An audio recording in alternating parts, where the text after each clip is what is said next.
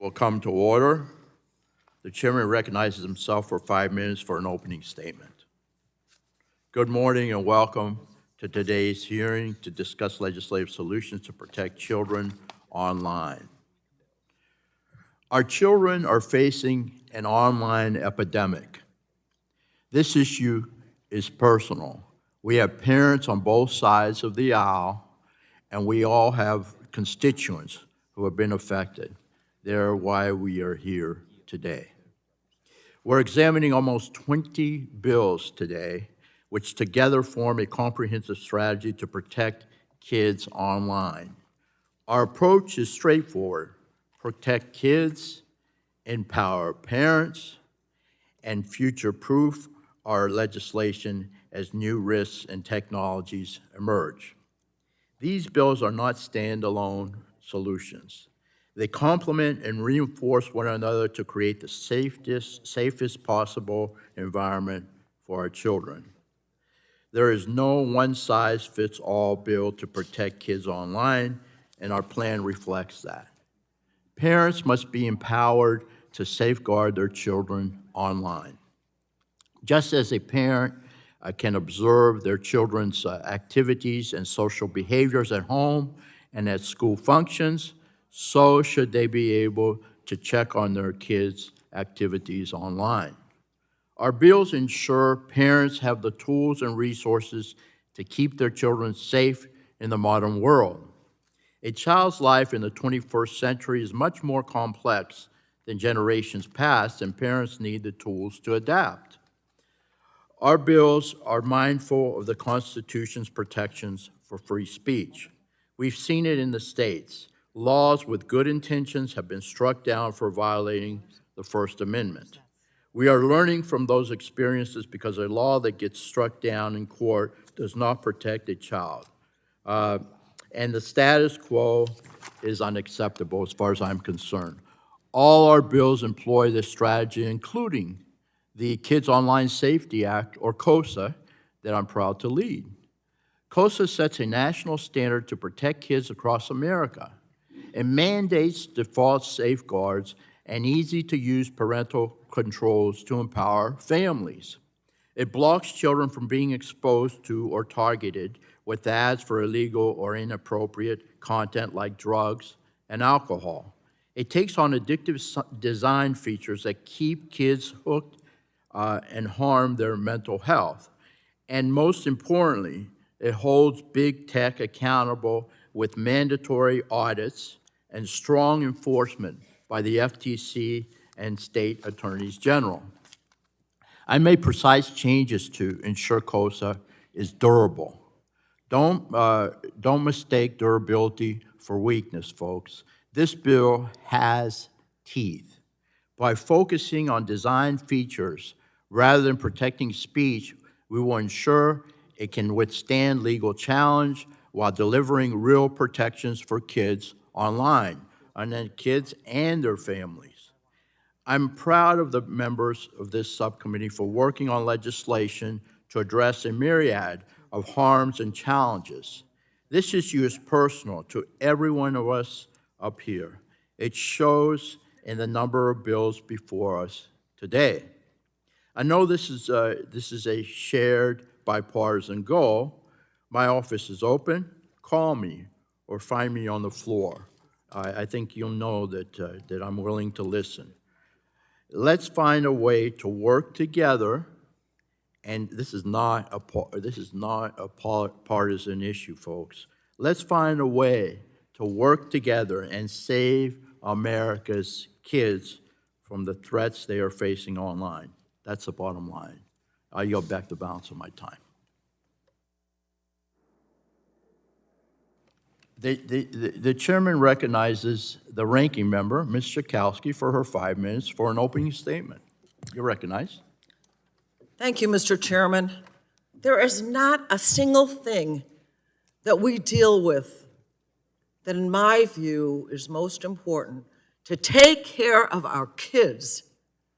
And I do not believe that the legislation that has been offered by the Republicans does not do the job. And it's really frustrating because we have been working on this bill and moving it around here and there for a long time. Yesterday, I had the privilege of meeting with 3 women who are here today in the audience, who have been here for 5 years because their children died. Not necessarily. They didn't need to die. And it's the kinds of things that we can learn from them that we can do much better. I mean, to say that that who can't, this, yeah, the different skates, what is it? What? The states, sorry, cannot do their own bill. Cannot do their own bill. I'm sorry. We have a long, long way to go to protect our children and to make sure that all are involved. Now, I want to yield at this point to, what is it? Congressman Mullen to continue in this discussion. Thank you, Ranking Member Schakowsky. Thank you, Mr. Chair, for convening this hearing on a very important topic. Protecting kids is perhaps the single most unifying bipartisan issue we have here in Congress. We all want to keep our kids safe. I myself am the father of 2 small boys who aren't yet, but will be before I know it, an age when they will be navigating the internet on their own. To say I am worried for them is an understatement. But the country and Congress is not without tools to keep people safe online. In fact, more than 100 years ago, the Federal Trade Commission was set up to prevent harms to consumers of all kinds, including kids. Indeed, most of the bills we will be discussing today rely on the FTC to enforce them. So that is why it has been stunning to see the contempt in which the Trump administration has held the FTC. Rather than seeking from Congress a change in the law, President Trump has simply attempted to unlawfully fire 2 of its commissioners, eliminating bipartisan input. Meanwhile, the chair of the FTC has attempted to dramatically reduce the commission's staff through buyouts and other drastic measures. He's actually bragged that he wants to get the commission's staff size to its lowest level in 10 years. The chair has also been using the tools of the FTC to wage a culture war against medical professionals and parental choices he disagrees with. This is more than a harmful deviation from the Commission's mission. It undermines consumer protections for all of us by taking cops off their normal beat. Yet today we will be talking about all the things we want and need the FTC to do to protect kids online. But who will be doing that work? The remaining employees at the FTC who are already stretched too thin? As evidenced by this long list of bipartisan bills, there's clearly a lot of alignment across the parties about the role we want the FTC to play. In that spirit, I hope that as we discuss the legislative proposals today, we acknowledge the need to fully fund the FTC, protect its bipartisan commission structure, and ensure the FTC is focused on the mission Congress gives it. I look forward to a robust discussion today. With that, I yield back. Gentleman yields back. Now I'll recognize the chairman of the full committee, Mr. Guthrie, for his 5 minutes. Thank you, Chairman Bilirakis. Thanks for having this hearing today, and thank you to our witnesses for being with us here today. Tragedy strikes children every day online. In March, I shared the story of a constituent who took his life due to a sextortion scheme. I know each of us here today and many others have similar stories to share. And while we passed the Take It Down Act into law earlier this Congress to address sextortion, countless other harms persist, and it is our responsibility to find a solution. That is why we're here today. We have almost 24 bills before us that take a broad approach to create a comprehensive strategy to protect children online. Imagine a 14-year-old child trying to download a social media app on their phone. There are many different layers needed to protect them from harm, and we are discussing a comprehensive approach today where different types of legislation could work in harmony to address various concerns. For example, age verification is needed first and foremost, including appropriate parental consent, even before logging in. Once a user's age is known, privacy protections under COPPA 2.0 would be triggered. We also have a range of bills to further address issues like parental monitoring of online activity, restrictions on the types of apps kids can access, how information is presented to kids in apps, and how children's data is used by online platforms. And finally, the Kids Online Safety Act provides robust parental controls and limitations on harmful design features to ensure that platforms live up to these standards. Now, I would note that we went to great lengths to address concerns that members of the House on both sides of the aisle raised regarding COSA in the last Congress, as well as concerns that the previous version would not pass a legal challenge and thus not protect a single child. The COSA we are considering today still holds platforms accountable while addressing these concerns. Further, when it comes to AI chatbots, we learned about this in committee a couple of weeks ago.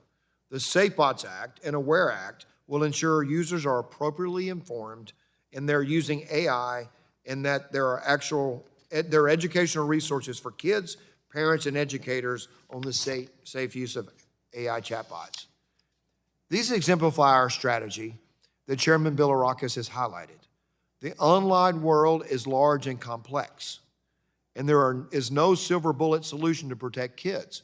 Each bill we are looking at today could be a piece of a puzzle designed to work together to create the safest possible environment for children online. They empower parents through parental consent mechanisms, standards for parental tools, and educational resources. They are curated to withstand constitutional challenges. A law that gets struck down protects no one, and if that happened, would fail to protect the very children we're here to protect. We have a unique opportunity to work together to craft a multifaceted solution to protect children online. Thank you again to our witnesses for being here. We really appreciate the effort you made to be here. We greatly look forward to the discussions, and I will yield back. Gentleman yields back. Now I'll recognize the ranking member of the full committee, Mr. Pallone, for his 5 minutes. Thank you, Chairman Bilirakis. Today we're discussing the important topic of youth online safety, and as more of our lives are lived online, there have been tremendous changes in how we communicate, socialize, and learn. And with these changes come new challenges to ensuring the health and well-being of all Americans, but particularly our youngest and most vulnerable. We can all agree that we want our kids and teens to be safe online. Congress, along with parents, educators, and states, can and should play an active role in keeping minors safe, and that role must include prioritizing strong, comprehensive data privacy legislation, which unfortunately is not included in the 19 bills we're considering today. Comprehensive data privacy legislation is something I've cared about for many years. But in the absence of data privacy legislation, companies will continue to collect, process, and sell as much of our data and the data of our kids as possible. And this data allows companies to exploit human psychology and individual preferences to fuel invasive ads and design features without regard to the harm suffered by those still developing critical thinking and judgment. Artificial intelligence is only accelerating existing incentives because, like social media, AI relies on the exploitation of our data. Without such a strong legislative solution for children, teens, and all Americans, we must recognize that the measures we take in Congress will not address the full scope of the problems perpetrated by an online ecosystem fundamentally built on reckless and abusive data practices. We can and should do more for our children and for all consumers. But if comprehensive privacy legislation was easy, it would already be law. And the urgency of addressing harms to children and teens presents an opportunity to make progress towards ensuring the internet is a safer place for all Americans. And this is why I'm pleased we will be discussing my bill that will prevent shadowy data brokers from selling minors' data and allow parents and teens to request the deletion of any data already in the hands of brokers. We simply should not allow nameless data harvesters to profit off of our kids' data. Our kids deserve the right to enter adulthood with a clean slate, not a detailed dossier that will follow them throughout their adult lives. They also deserve online safety legislation that will make the internet safer, not put their data and physical safety more at risk. And I'm concerned that mandating third-party access to children's data and requiring additional collection and sharing of sensitive data before accessing content, sending a message or downloading an app would move us in the wrong direction in the fight for online privacy. Congress must also remember that unfortunately many kids find themselves in unsupportive or even abusive or neglected households. There can be real-world harm from allowing parents complete access and control over their teens' existence online. Instead of shifting ever more burden onto parents and teens and putting ever more trust in tech companies, we can give everyone safer defaults and more control over their digital lives. We can also require companies to evaluate their algorithms for bias and harms before making our kids the guinea pigs. And we can resist efforts to preempt existing protections and let states continue to respond to rapidly evolving technologies like AI chatbots and enforce their existing child safety and privacy laws. And we can all stand up for an independent Federal Trade Commission. Now, the FTC, under both Republican and Democratic leadership, has consistently been America's strongest champion against the abuses of all who seek to exploit our nation's children and adults for profit both on and offline. When President Trump attempted to illegally fire the FTC's Democratic commissioners, he made our children less safe online. If my Republican colleagues want to further empower the FTC to protect kids and teens, they must join Democrats in standing up for a bipartisan and independent FTC. They should join us in demanding that the Democratic commissioners be reinstated. So I look forward to the discussion today on this important issue, and I thank you, Mr. Chairman. Yield back the balance of my time. Gentleman yields back. We appreciate that. And now we're going to introduce our witnesses for today. Mr. Marc Berkman, CEO of Organization for Social Media Safety. Welcome, sir. Mr. Paul Lekas, Executive Vice President, Software and Information Industry Association. Welcome. Ms. Kate Ruane, Director of the Free Expression Project, Center for Democracy and Technology. Welcome. And Mr. Thayer, who is President of the Digital Progress Institute. Welcome to all our witnesses. So, Mr. Berkman, you're recognized for your 5 minutes of testimony. Thank you, Mr. Chairman. Good afternoon, and thank you to the distinguished members of this committee for the opportunity to offer my organization's social media safety expertise at this historic legislative hearing to protect our children from online harms. My name is Marc Berkman, and I am the CEO of the Organization for Social Media Safety, the first national nonpartisan consumer protection organization focused exclusively on social media. The reason for this legislative hearing must be explicitly clear. Social media is harming children. It is harming millions of America's children. Up to 95% of youth ages 13 to 17 report using a social media platform, with more than a third saying they use social media almost constantly. Nearly 40% of children ages 8 to 12 use social media.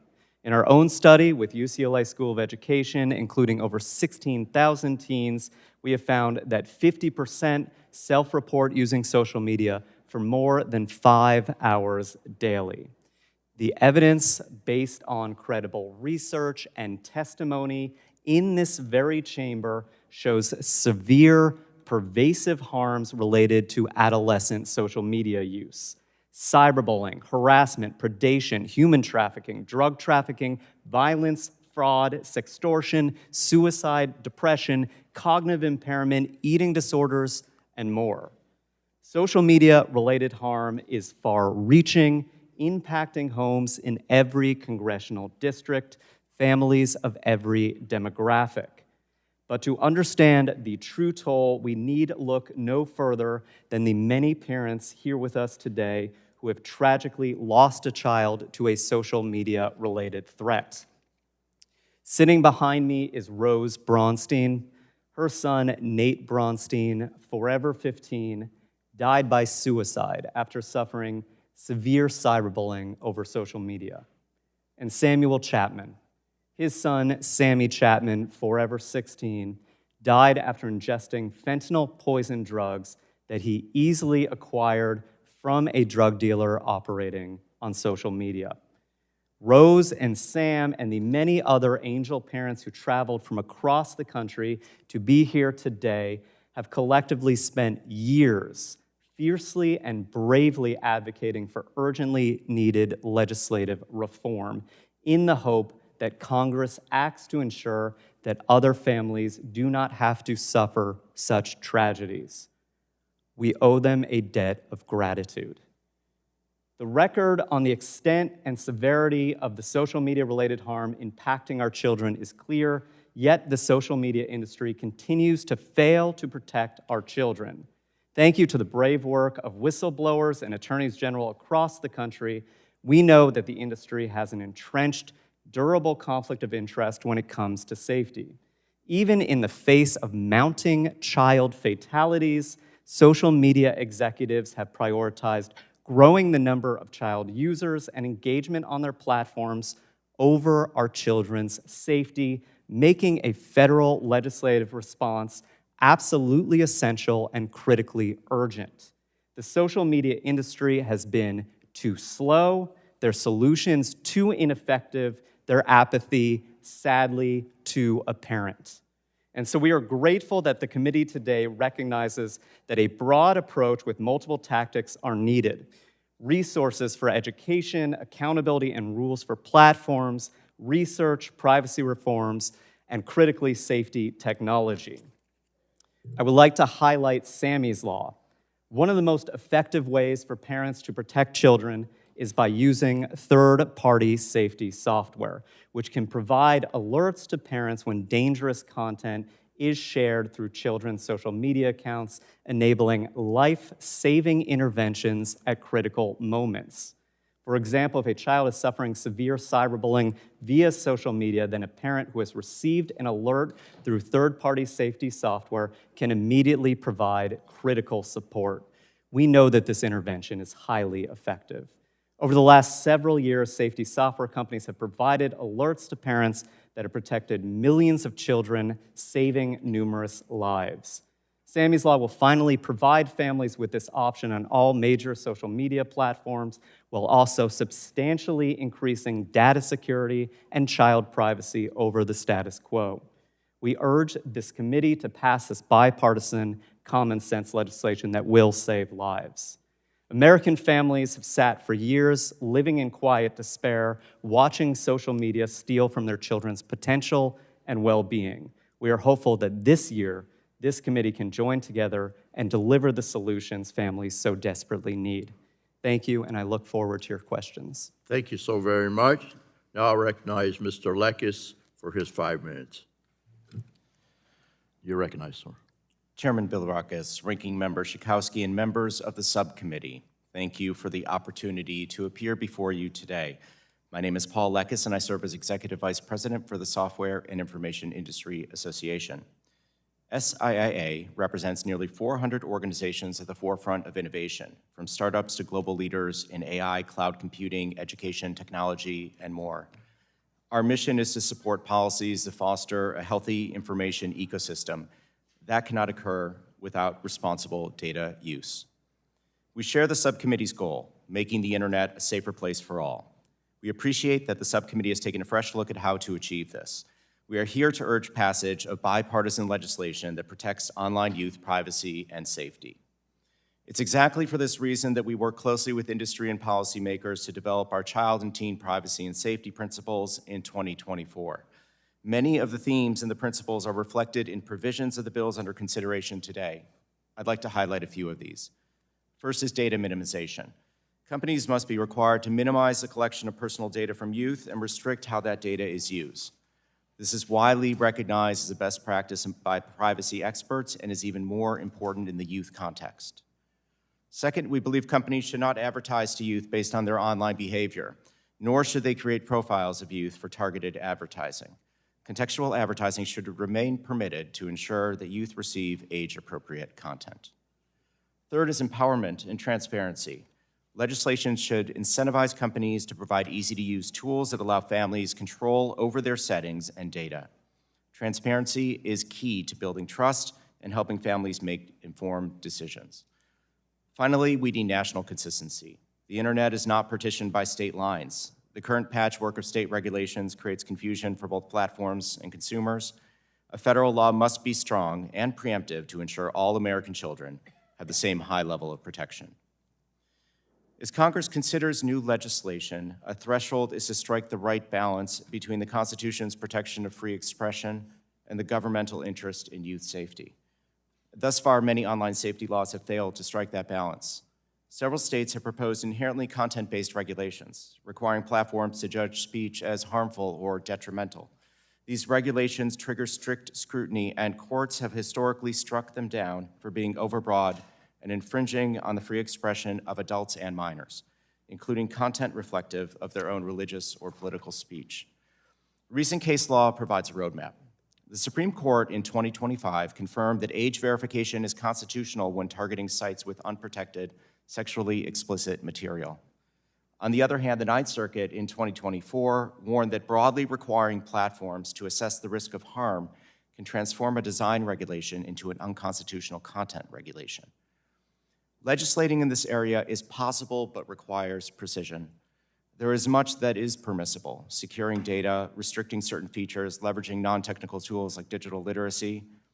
Vague duty of care models, like the Senate version of COSA, that require filtering content based on subjective harm will invite and fail constitutional scrutiny. The version of COSA before this subcommittee reflects a serious attempt to grapple with this challenge.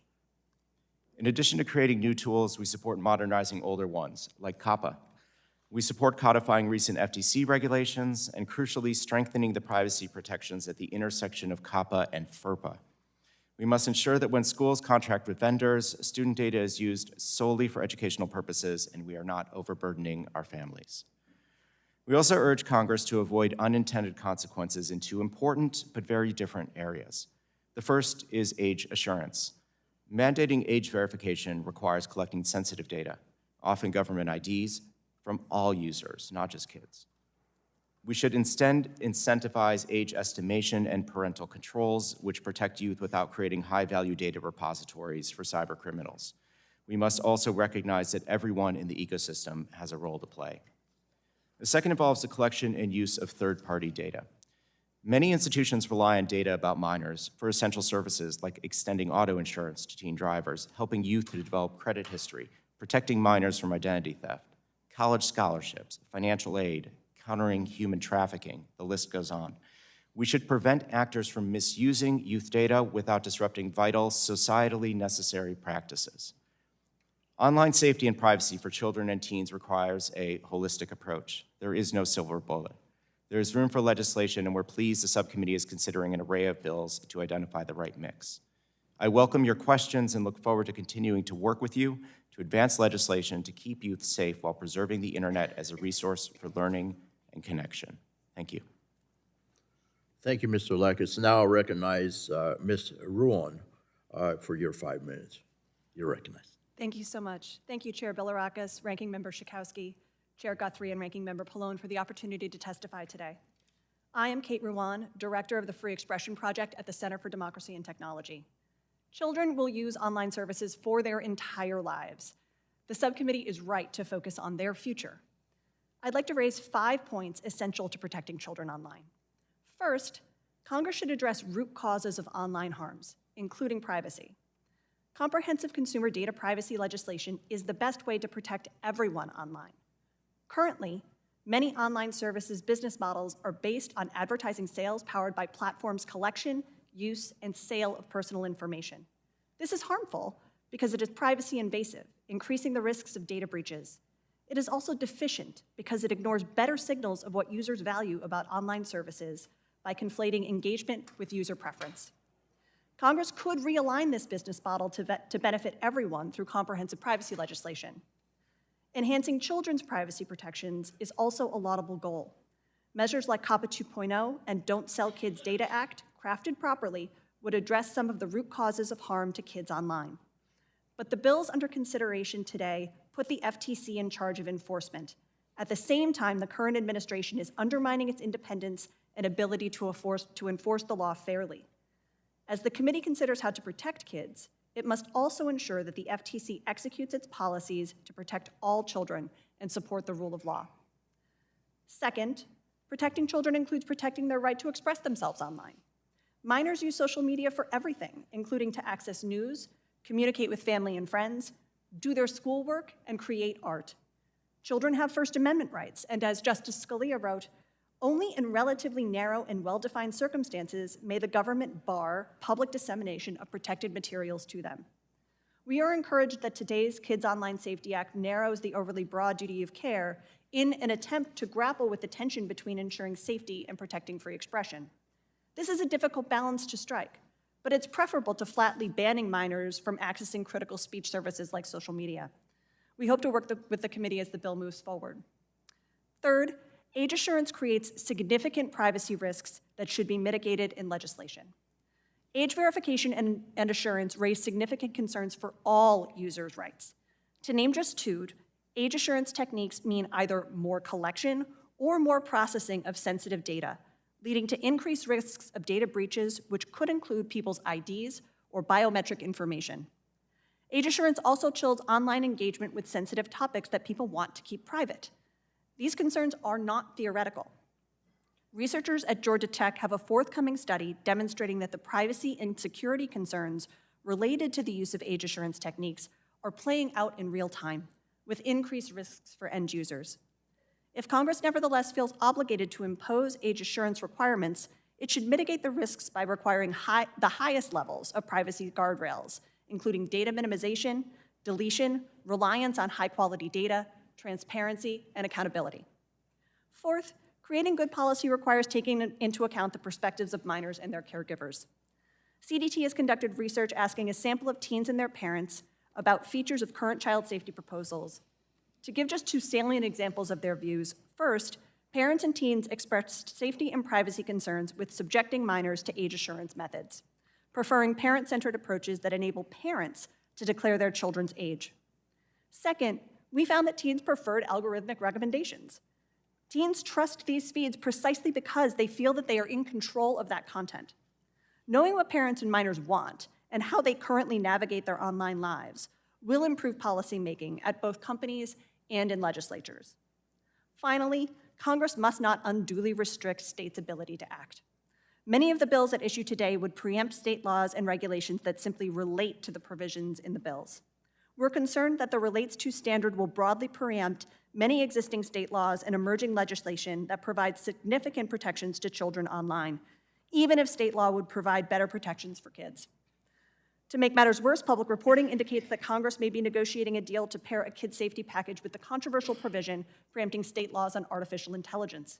It would be ill-advised to broadly preempt states' ability to enact laws related to AI's impact without putting in place strong federal protections, at least equal in scope to any such preemption. Thank you for the opportunity to testify, and I look forward to your questions. Thank you very much. Appreciate that. Now I'll recognize Mr. Thayer for your 5 minutes. Chairman Bilirakis, Ranking Member Schakowsky, and members of this esteemed committee, thank you for holding this incredibly important hearing to advance legislative solutions that ensures the health and safety of kids online. I'm Joel Thayer. I'm a practicing attorney, and I sit as president of the Digital Progress Institute, a think tank dedicated to finding bipartisan solutions in the tech and telecom policy spaces. Finding political consensus on incremental solutions to today's acute concerns in tech policy is at the core of our advocacy. Indeed, some of the bills before you today are based off of frameworks we helped develop. This hearing, coupled with its bevy of bills, makes a few things abundantly clear. First, we care about our children and their well-being on and off their devices. Second, we are no longer satisfied with the status quo. In so many ways, today's youth are robbed of their innocence far more easily than ever before. This is thanks to the ubiquity of mobile devices and the services they host. Large tech platforms are inundating kids with lewd and lascivious exhibitions and even connecting them to child predators. This is well documented. Senator Marsha Blackburn even went as far as describing Instagram as the premier sex trafficking site in this country. Despite what the tech companies trumpet in their press releases, parents are left with almost no resources to combat their encroachments. Worse, tech companies are in fact perpetuating the problem. Herein lies the rub. Big tech's form of child exploitation pays very well. Our children are not only big tech users, but are also their product. Meta specifically targets young users and even places a monetary value of $270 on each child's head. But the issue is worse still. Children are not only feeding big tech algorithms to sell to advertisers, but are also used to inform their respective AI programs. AI programs like chatbots that have already resulted in some child deaths by encouraging kids to commit suicide. At DPI, we are all for winning the AI war, but we do not believe children should serve as its casualties. It is why measures you are considering today are so essential to both ensuring that we remain dominant in the AI race and we protect our most vulnerable, our children. However, we cannot ignore the long road ahead to get these passed. Big tech's lobby is not only fierce, but also unrelenting. They mire the validities of these solutions by instilling fears of consumer forfeiting privacy and the stifling of speech. But this is all a farce. As to privacy, I say consider the source. Courts, regulators, and consumers have found every one of these companies to have violated their users' personal privacy.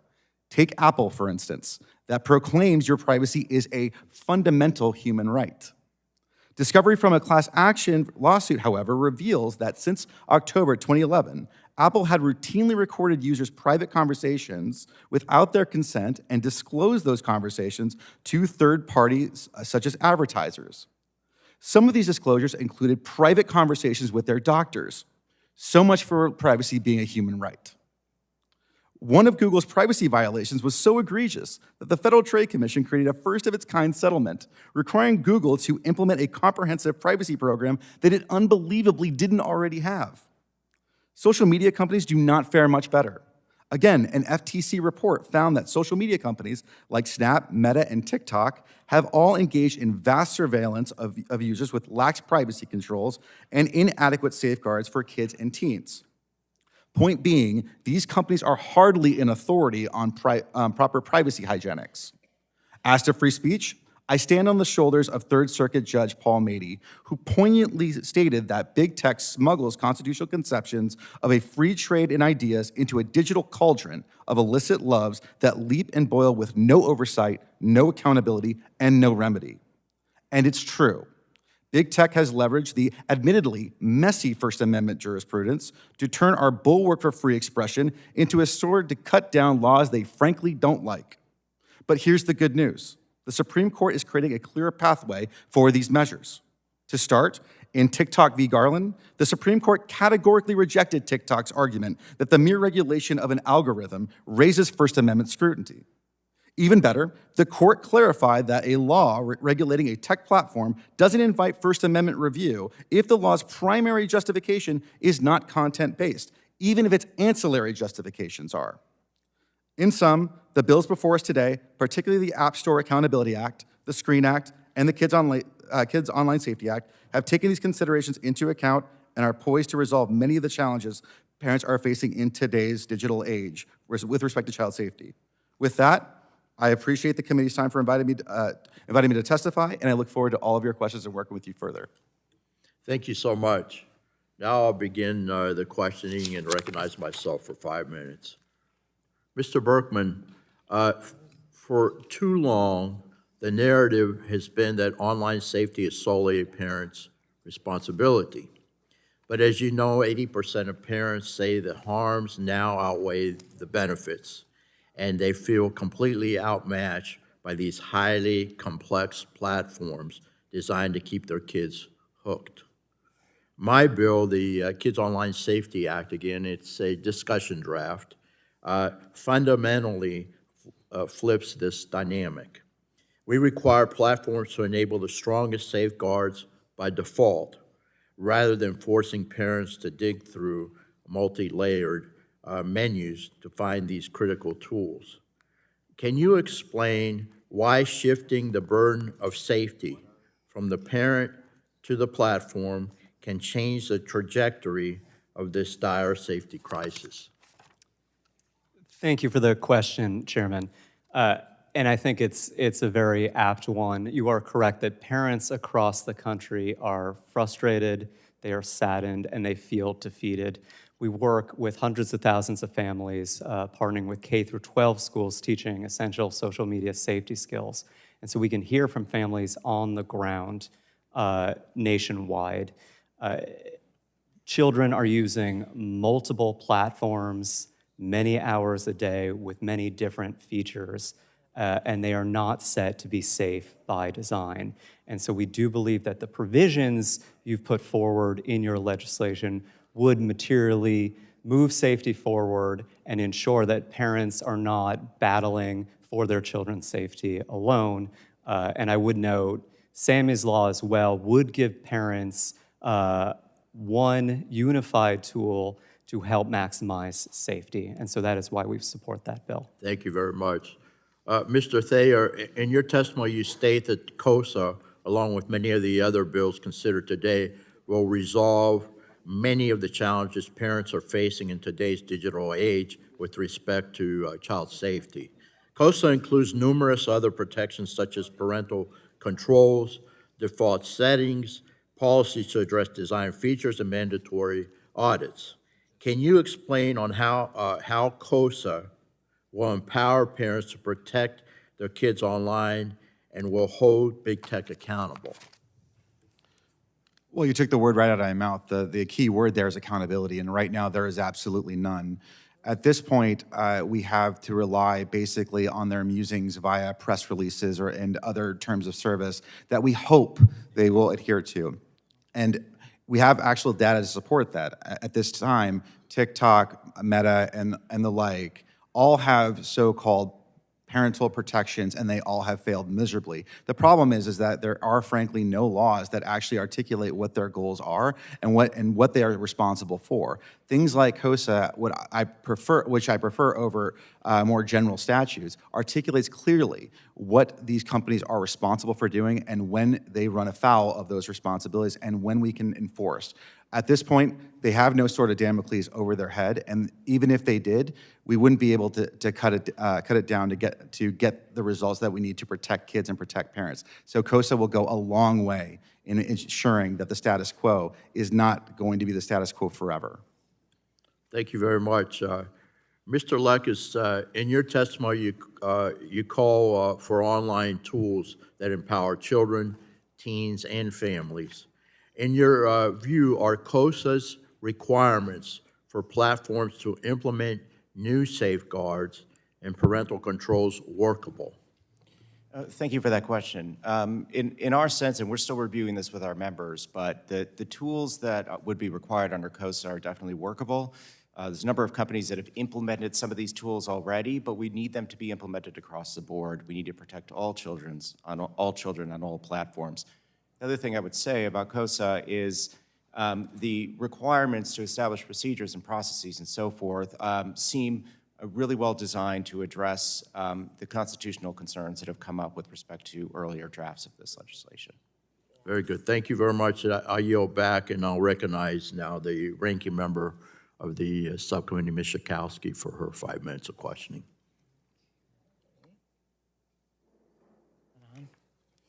Okay.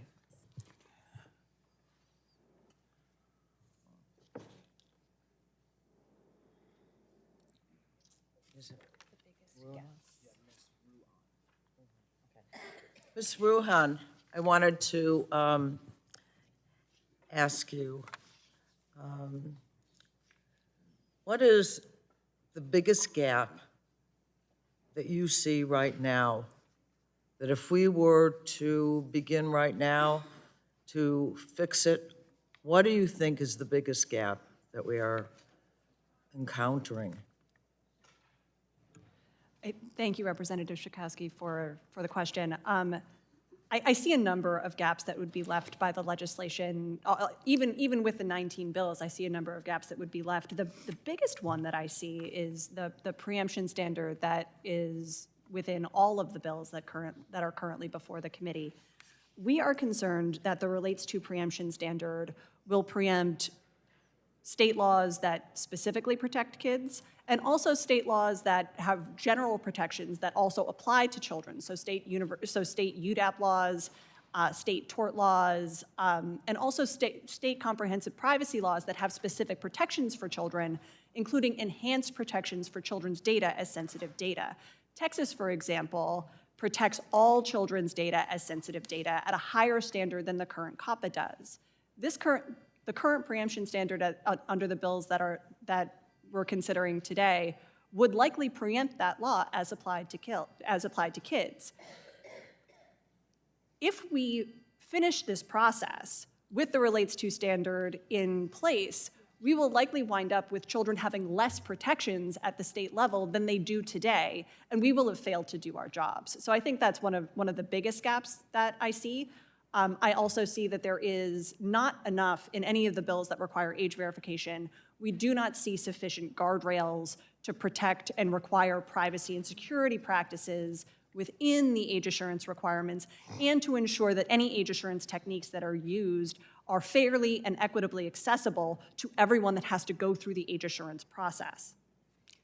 You know, when I listen to you, I think there are so many things that need to be changed as soon as possible. And the idea that the states cannot do anything in the legislation is quite shocking to me.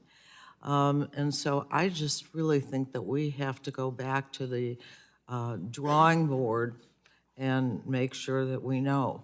The other thing I wanted to ask you is about LGBTQ kids and making sure that they have some authority to be there, to be heard, and I wonder if you could comment on that. Absolutely. Thank you for the question, Ranking Member.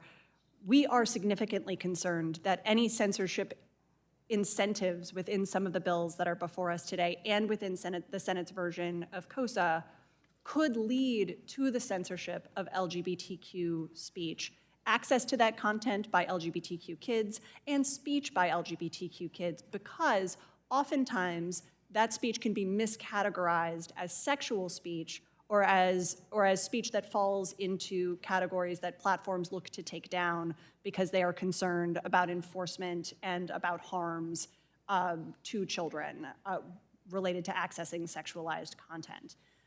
Our second concern with respect to that is that the bills at issue today delegate authority to enforcement authority to this current FTC, which has demonstrated its willingness to target groups that it disfavors, including transgender families, including transgender people, their families, and their caregivers. If we do not have an independent FTC that is enforcing the law fairly as it applies to all children and protects all children, we have significant concerns about how these bills would operate in practice, even if the way that they are currently constituted is neutral and would protect everyone. So appreciated. And with that, I yield back. Thank you. General Lady yields back. Now recognize the chairman of the full committee, Mr. Guthrie, for his 5 minutes of questioning. Thank you. I appreciate that, and thank you all for being here. So, Mr. Berkman, there is no single solution for protecting kids online, and that's why we're advancing a comprehensive strategy of nearly 24 bills that build in layers of protection from age verification and COPPA 2.0 privacy protections to parental tools and default by design. Can you speak to the urgency of this moment and the need for Congress to protect kids and children and teens online? Yes, I appreciate the question. We're seeing still an alarming disconnect in terms of the awareness of how severe and pervasive the harms of social media are. We are seeing millions of children across the country harmed. We are on the ground working with families, and the actual data is absolutely stunning, and the stories are heartbreaking. And so I appreciate the approach taken by the committee. We need to find consensus and pass meaningful social media safety legislation this year to protect our children. Thank you. And to add to that, Mr. Lekas and Mr. Thayer, can you explain why we need a layered, comprehensive strategy rather than just one single bill? Thank you for the question, and I think the question sort of beckons the answer, is that individual layers require different policy solutions. Like the same thing that would apply to a social media company may not be apropos to maybe something on the App Store layer or even the operating system layer or device layer. Each one of these folks have a role to play, or each actor has a role to play, and every policy solution should be attuned to what those particular roles are. So a comprehensive approach, whether it's privacy, competition, or even child safety, has to be administered and thought through. So again, in full agreement with what I've heard today, and it seems to be the case that each individual layer requires a special sensitivity to what those particular areas do, and needs a policy solution that meets them where they are. Good, thank you. Mr. Lekas? Thank you for that question. I think the overall goal that seems to be the consensus of everyone in this room is we need to protect youth online. We need to improve the privacy protections and the safety protections for youth. And I think stepping back and looking at all the different components here and trying to identify what's the best way to do each of these components is a really smart way to proceed. Congress has been debating legislation in this space for years. And it's urgent to move forward now. So we appreciate the approach taken by the committee. Thank you. And also, Mr. Thayer, in my opening statement, emphasized that a law that gets struck down by courts won't protect a single child. From a legal and constitutional perspective, why is it so critical that Congress can step in to establish a single, uniform national standard?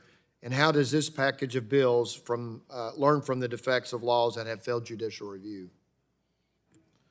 Well, as someone that really does appreciate the structure of our Constitution, and especially the federalist structure that they've created, and again, leveraging the insights from different justices, much smarter legal minds than my own. Justice Brandeis, for instance, said that the states are the laboratories of our democracy, but at the same time, those laboratories yield results. And I think what we've seen in the past 10 years, absent federal insight as to what Congress actually wants or what the national standard is, has allowed for a lot of these experiments to go all the way through the courts. The courts have evaluated each one of these standards and has given, as I said in my opening testimony, a pathway for Congress to actually set those standards. Because part of that experiment is not just only seeing where Congress can step in, it's seeing the limitations that states have in fully protecting children. A child in Texas should be equally protected as a child in California or in Iowa and everywhere else, and that's where I think the federal standard is probably preferable in many cases. But again, that comes from a lot of the insights that we're getting from states. Okay, thank you. And that concludes my questions. I'll yield back. Gentleman yields back. Now recognize the ranking member of the full committee, Mr. Pallone, for his 5 minutes of questioning. Thank you, Chairman Bilirakis. Data brokers collect and sell billions of data points on nearly every consumer in the United States, including children. And while I believe that comprehensive privacy is the preferred path to addressing the risks of data brokers, I also believe it's imperative to do what we can now to prevent data brokers from exploiting the personal data of our kids. So I have a series of questions for Ms. Ruane. If you could just answer them quickly, because otherwise I won't get through them. First is, why is it so important that kids and teens are able to enter adulthood without an extensive profile already built of their online activities and inferences about who they are? Thank you, Ranking Member. Well, kids are growing up online, right? They are sharing all of their information all of the time. They are engaging constantly, and their data is also being collected constantly in ways that they might not understand or even be aware of or be developmentally capable of making decisions about. They don't know they're making a trail that's going to follow them forever. But what's most important is that children are not commodities, and their lives and privacy have to be respected. Ensuring that their information cannot be bought and sold by shady data brokers will meaningfully protect their privacy in general and their ability to enter adulthood without a profile that will follow them for the rest of time. Well, thank you. Now, many of the bills being considered for this hearing today contain broad preemption clauses, and in many cases preempting any state laws that relate to the legislation. So the next question is, What are some unintended consequences of such broad preemption? Could common law and product liability claims currently being used to hold tech companies accountable be impacted by that? Yes, absolutely. We are concerned that currently extant state protections that protect everyone will no longer be able to protect children across all 50 states. One other thing to note is a lot of the bills today focus on legacy platforms and services that have existed for a while, and they do not focus on emerging technologies like generative AI. If we institute a broad relates to preemption standard across all of these bills, we run the risk of preempting states' ability to act on emerging technologies quickly. Okay. Many of the bills being discussed today also have provisions that expand access to the data of teens, both to third parties and to parents in the name of increased safety. And while I encourage parents and teens to have conversation about teens' online activity, that also needs to be balanced against teens' rights to privacy. So as we consider the bills before us, how do we best balance privacy and safety? Are there any specific provisions in these bills that pose a threat to kids' privacy? Absolutely. Parents and kids, families, need tools to help them navigate their online lives, and CDT fully supports giving parents those tools and children those tools. But we are concerned about any provisions that give parents access to and control over the content of kids' communications. One thing that the current version of COSA does well is it ensures that parents and that platforms do not have to disclose the contents of kids' communications. But today's new version of COSA, of COPPA 2.0, for example, contains language that might allow parents to delete their kids' data and to delete content that they may have created. When we talk to parents and kids about whether they wanted to have those sorts of tools, parents told us that seemed overly burdensome for parents, and kids told us that seemed overly invasive to them. Moreover, as you noted in your opening statement, not all kids are growing up in families that are perfectly supportive, and some kids are growing up in situations where they don't have families at all. Well, that's sort of my last question, Yeah. because I know we're going to run out of time. But unfortunately, the reality is that there are parents who abuse or neglect their children, and for these kids, access to safe spaces online can be critical. So the last question is, how do we foster healthy connections online while ensuring that kids and teens are protected? Are there potential risks to children and teens in dangerous or hostile family environments caused by the measures in these bills? Well, when we talked to teenagers about how they use, for example, direct messaging services, they told us that what they really want are more controls over who gets to message them. So the ability to reduce their own visibility online. Congress could also incentivize more friction or speed bumps in interaction with kind of unknown profiles or unknown adults. We also took note that one of the bills today would restrict access to ephemeral messaging. Now, while it's understandable that in some circumstances ephemeral messaging could be linked to harm, we also want to note that it could also be used to protect kids' privacy. So, for example, children might communicate with each other, teens might communicate with each other through racy text messages. Ephemeral messaging could reduce the likelihood that those messages be used for abusive purposes like non-consensual intimate image distribution at a later date.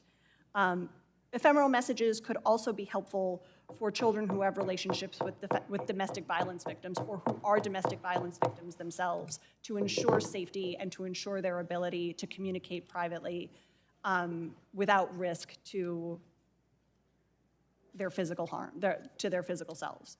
Thank you. Thank you, Mr. Chairman. Thank you very much. And the gentleman yields back. We'll recognize the Vice Chairman of the Subcommittee, Mr. Falter, for his 5 minutes of questioning. Thank you, Mr. Chairman. A question for Mr. Berkman. This has to do with recommendations you might have for young adults who are engaging with some self-harming behavior.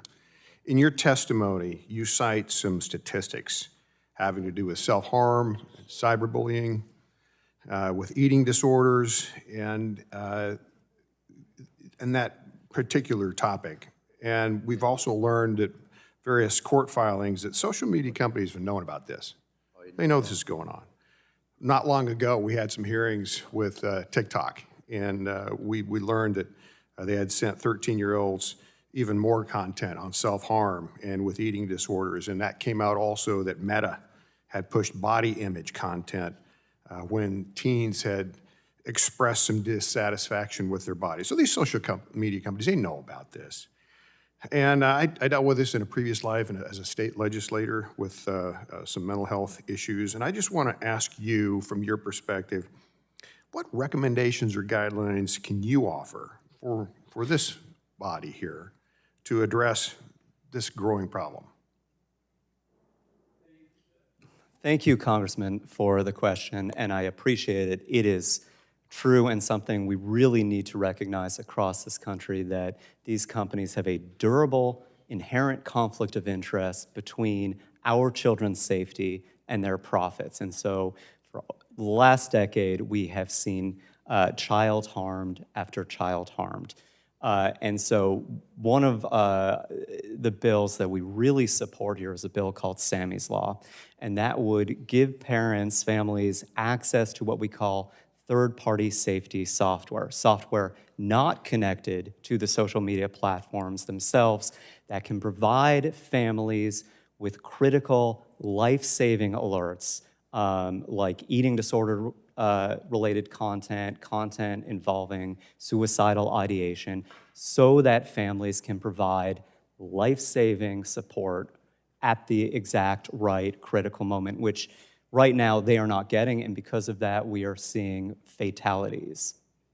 So engagement with the parents in that third-party software is a help. Third-party software, and I would note it adds to privacy in a significant way over the status quo.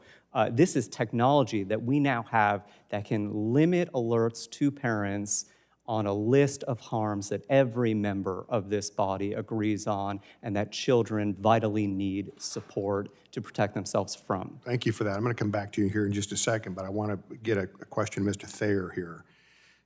We really need real consequences for bad actors, and the enforcement that goes with it. In all the bills we consider here today, they place regulatory obligations on tech platforms and include both FTC's first fine authority and authorizes state attorneys general to engage with this. First of all, do you see that as adequate?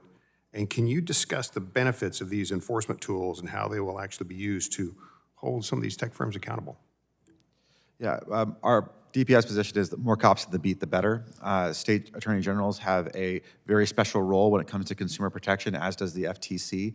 I think one value of these bills is that they are specific authority statutes as opposed to general authority statutes, which means you can target the specific harms on both the federal and the state level on exactly what they want. And in terms of combining the two, you have the FTC, which has a giant remit already. They have a national remit, whereas state attorney generals can react almost in real time, or if not very, very close to the local issues that they can observe. So I've worked very closely with state attorney generals' offices in California, Texas, and Louisiana, and I can tell you that they look at these statutes, and they look at these statutes in a very comprehensive way, and they also look at it from the perspective of protecting their populations in particular. So again, in my view, you need both. You can't just put all the reliance on the FTC. You're going to need some state attorney generals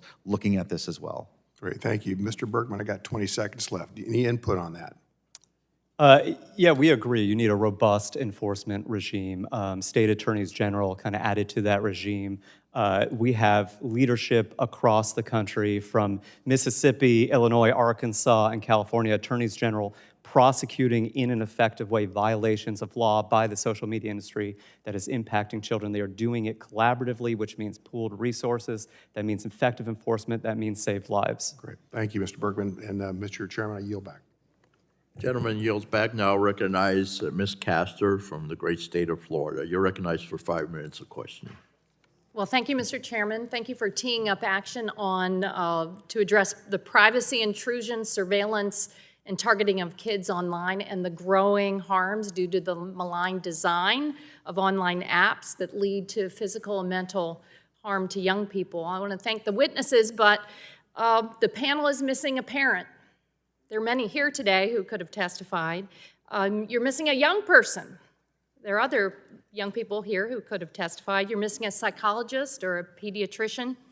And one of the many whistleblowers, former tech company employees, to testify on the insidious schemes to addict and exploit children, even as tech company executives knew of the harm to kids. And it was 2021 when Frances Haugen, the Facebook whistleblower, testified before Congress that Facebook and Meta built a business model that prioritizes its profit over the safety of its users. She said Facebook repeatedly encountered conflicts between its own profits and safety, and that Facebook consistently resolved those conflicts in favor of its own profits. She went on to testify that Facebook became a $1 trillion company by paying for its profits with our safety, including the safety of our children. Doesn't this remind you of the tobacco company propaganda of years ago? This committee knows too well that the big tech companies take advantage of young people online. That is why it is so disappointing that Republicans in the House are offering weak, ineffectual versions of COPPA and COSA. These versions are a gift to the big tech companies, and they're a slap in the face to the parents, the experts, and the advocates, to bipartisan members of Congress who have worked long and hard on strong child protection bills to protect them from what's happening online. So despite broad agreement among House members and Senate members, we really need to address these watered-down bills. And I'm hoping that the rank and file membership and the members of this committee will chart that course. For example, we should not put a ceiling on kids' protections at the state level, or stifle the good work of the states, or weaken knowledge standards that are critical to holding tech companies accountable. Ms. Rand, you've already addressed preemption. You said a lot of the preemption language in the bills would provide less protection to kids. You've touched on weaker enforcement that's contained here. You talked about data minimization. How does, there's now a difference in the knowledge standards too.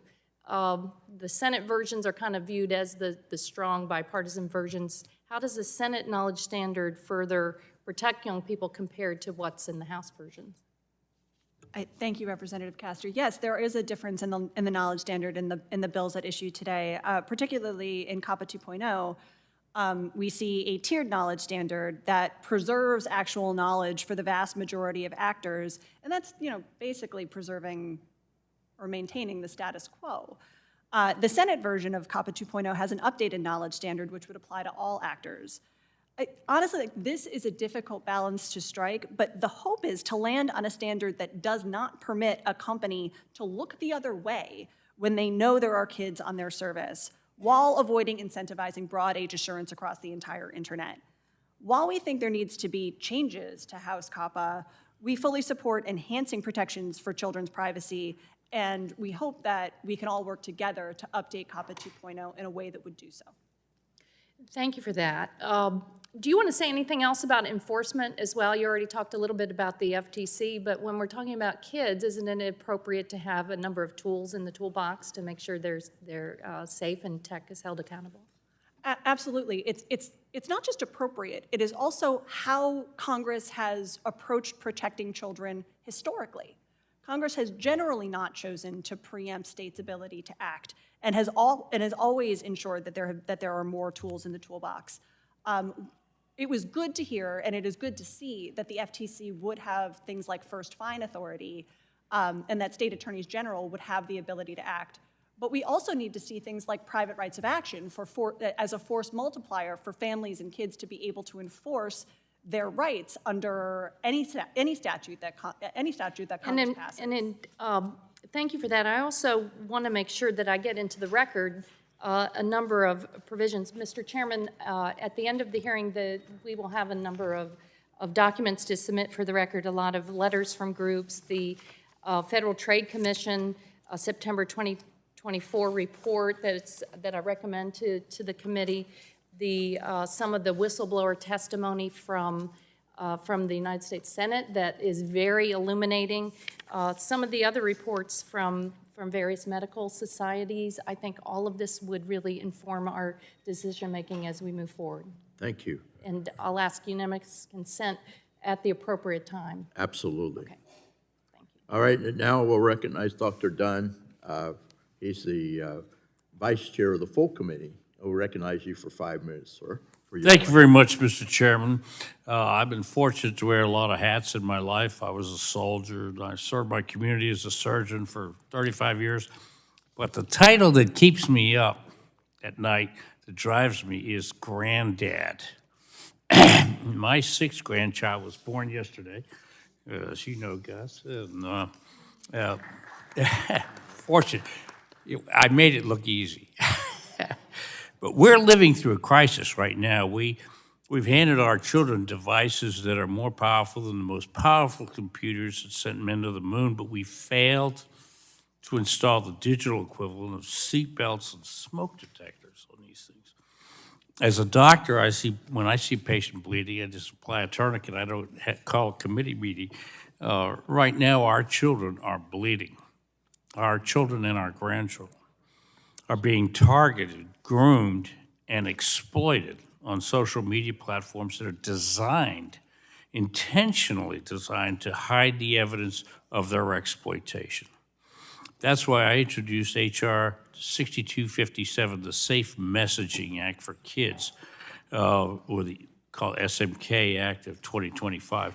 This bill is a direct intervention to stop two specific mechanisms that predators use to hunt our children: ephemeral messaging and unsolicited contact.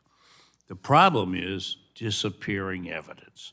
Let's talk about ephemeral messaging. This is a fancy term for a dangerous feature that messages automatically delete themselves after they're viewed.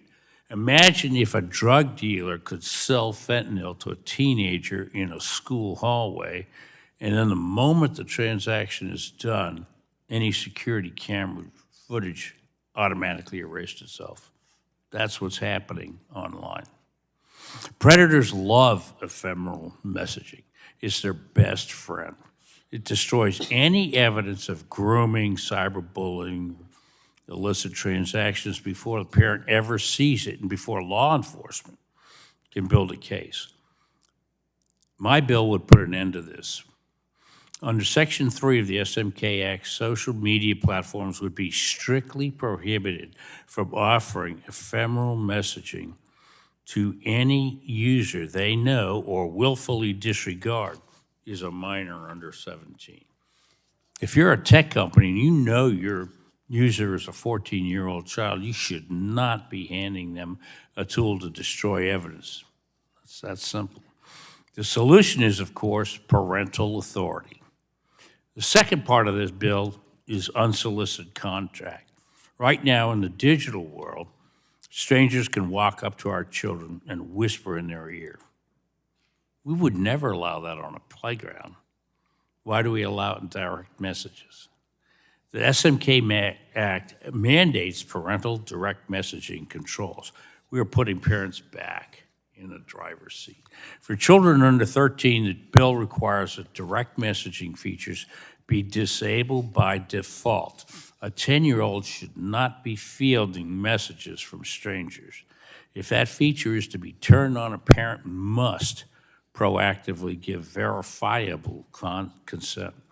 For teenagers under 17, parents have to have the tools to see who's knocking on the door. The bill requires platforms to notify parents of requests for unapproved contacts and gives the parents the power to approve or deny those requests before any messaging occurs. And this isn't about hovering. This isn't helicopter parenting. It's just about parenting.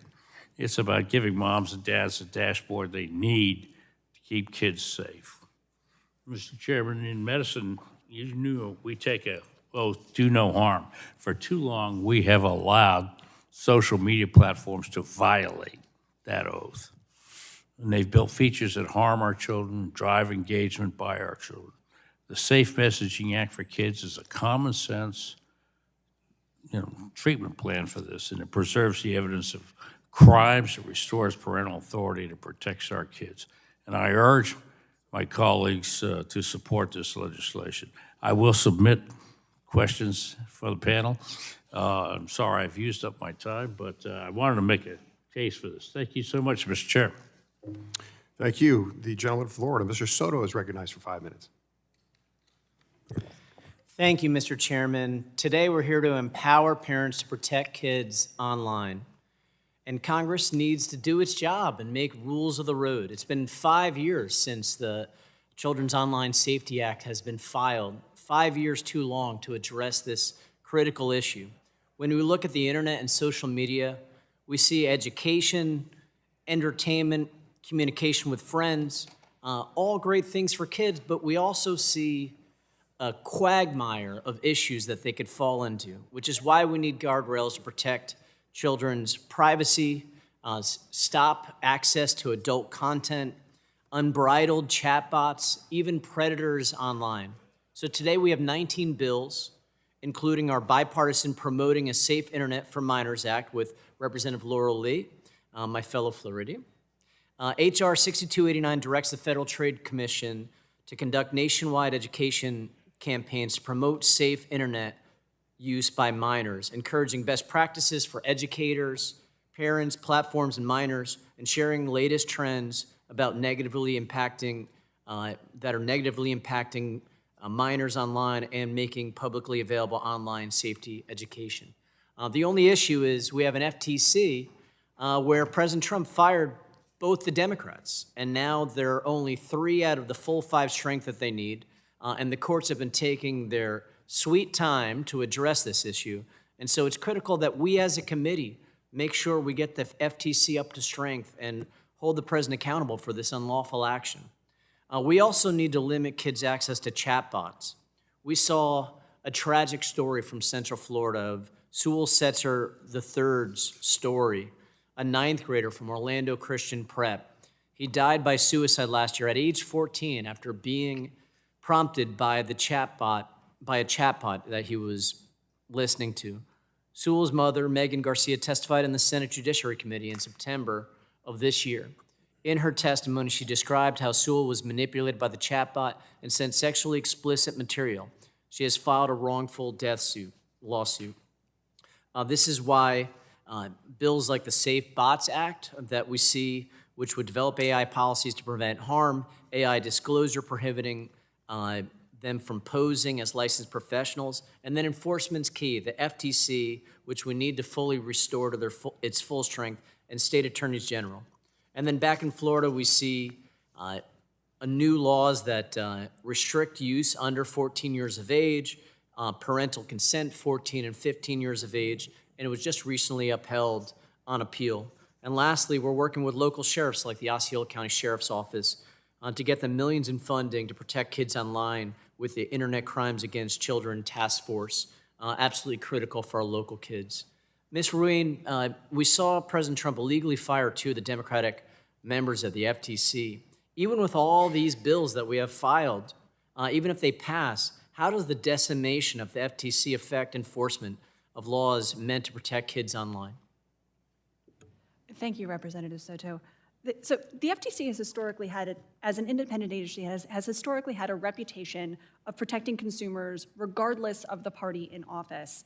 The current administration is undermining that reputation and threatening the FTC's ability to enforce the law fairly.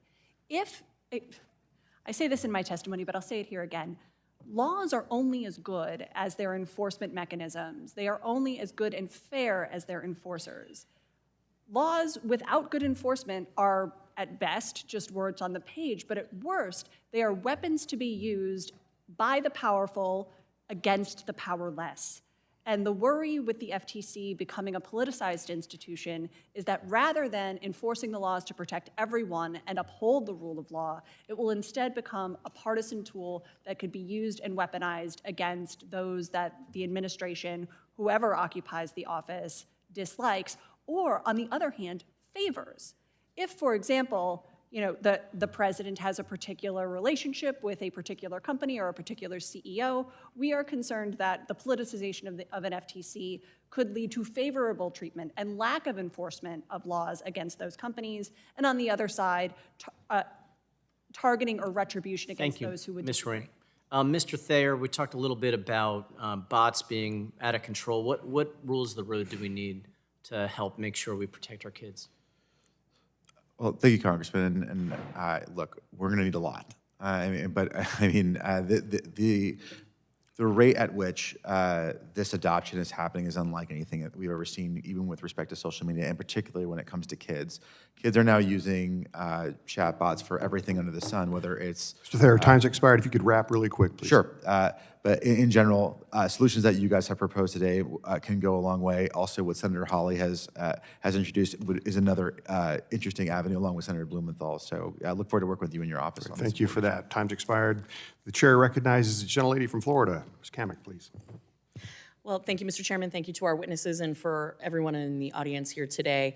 As a new mom, today's hearing certainly is hitting pretty close to home. Today we are reviewing 19 bills, but we are missing a critical one, the App Store Freedom Act.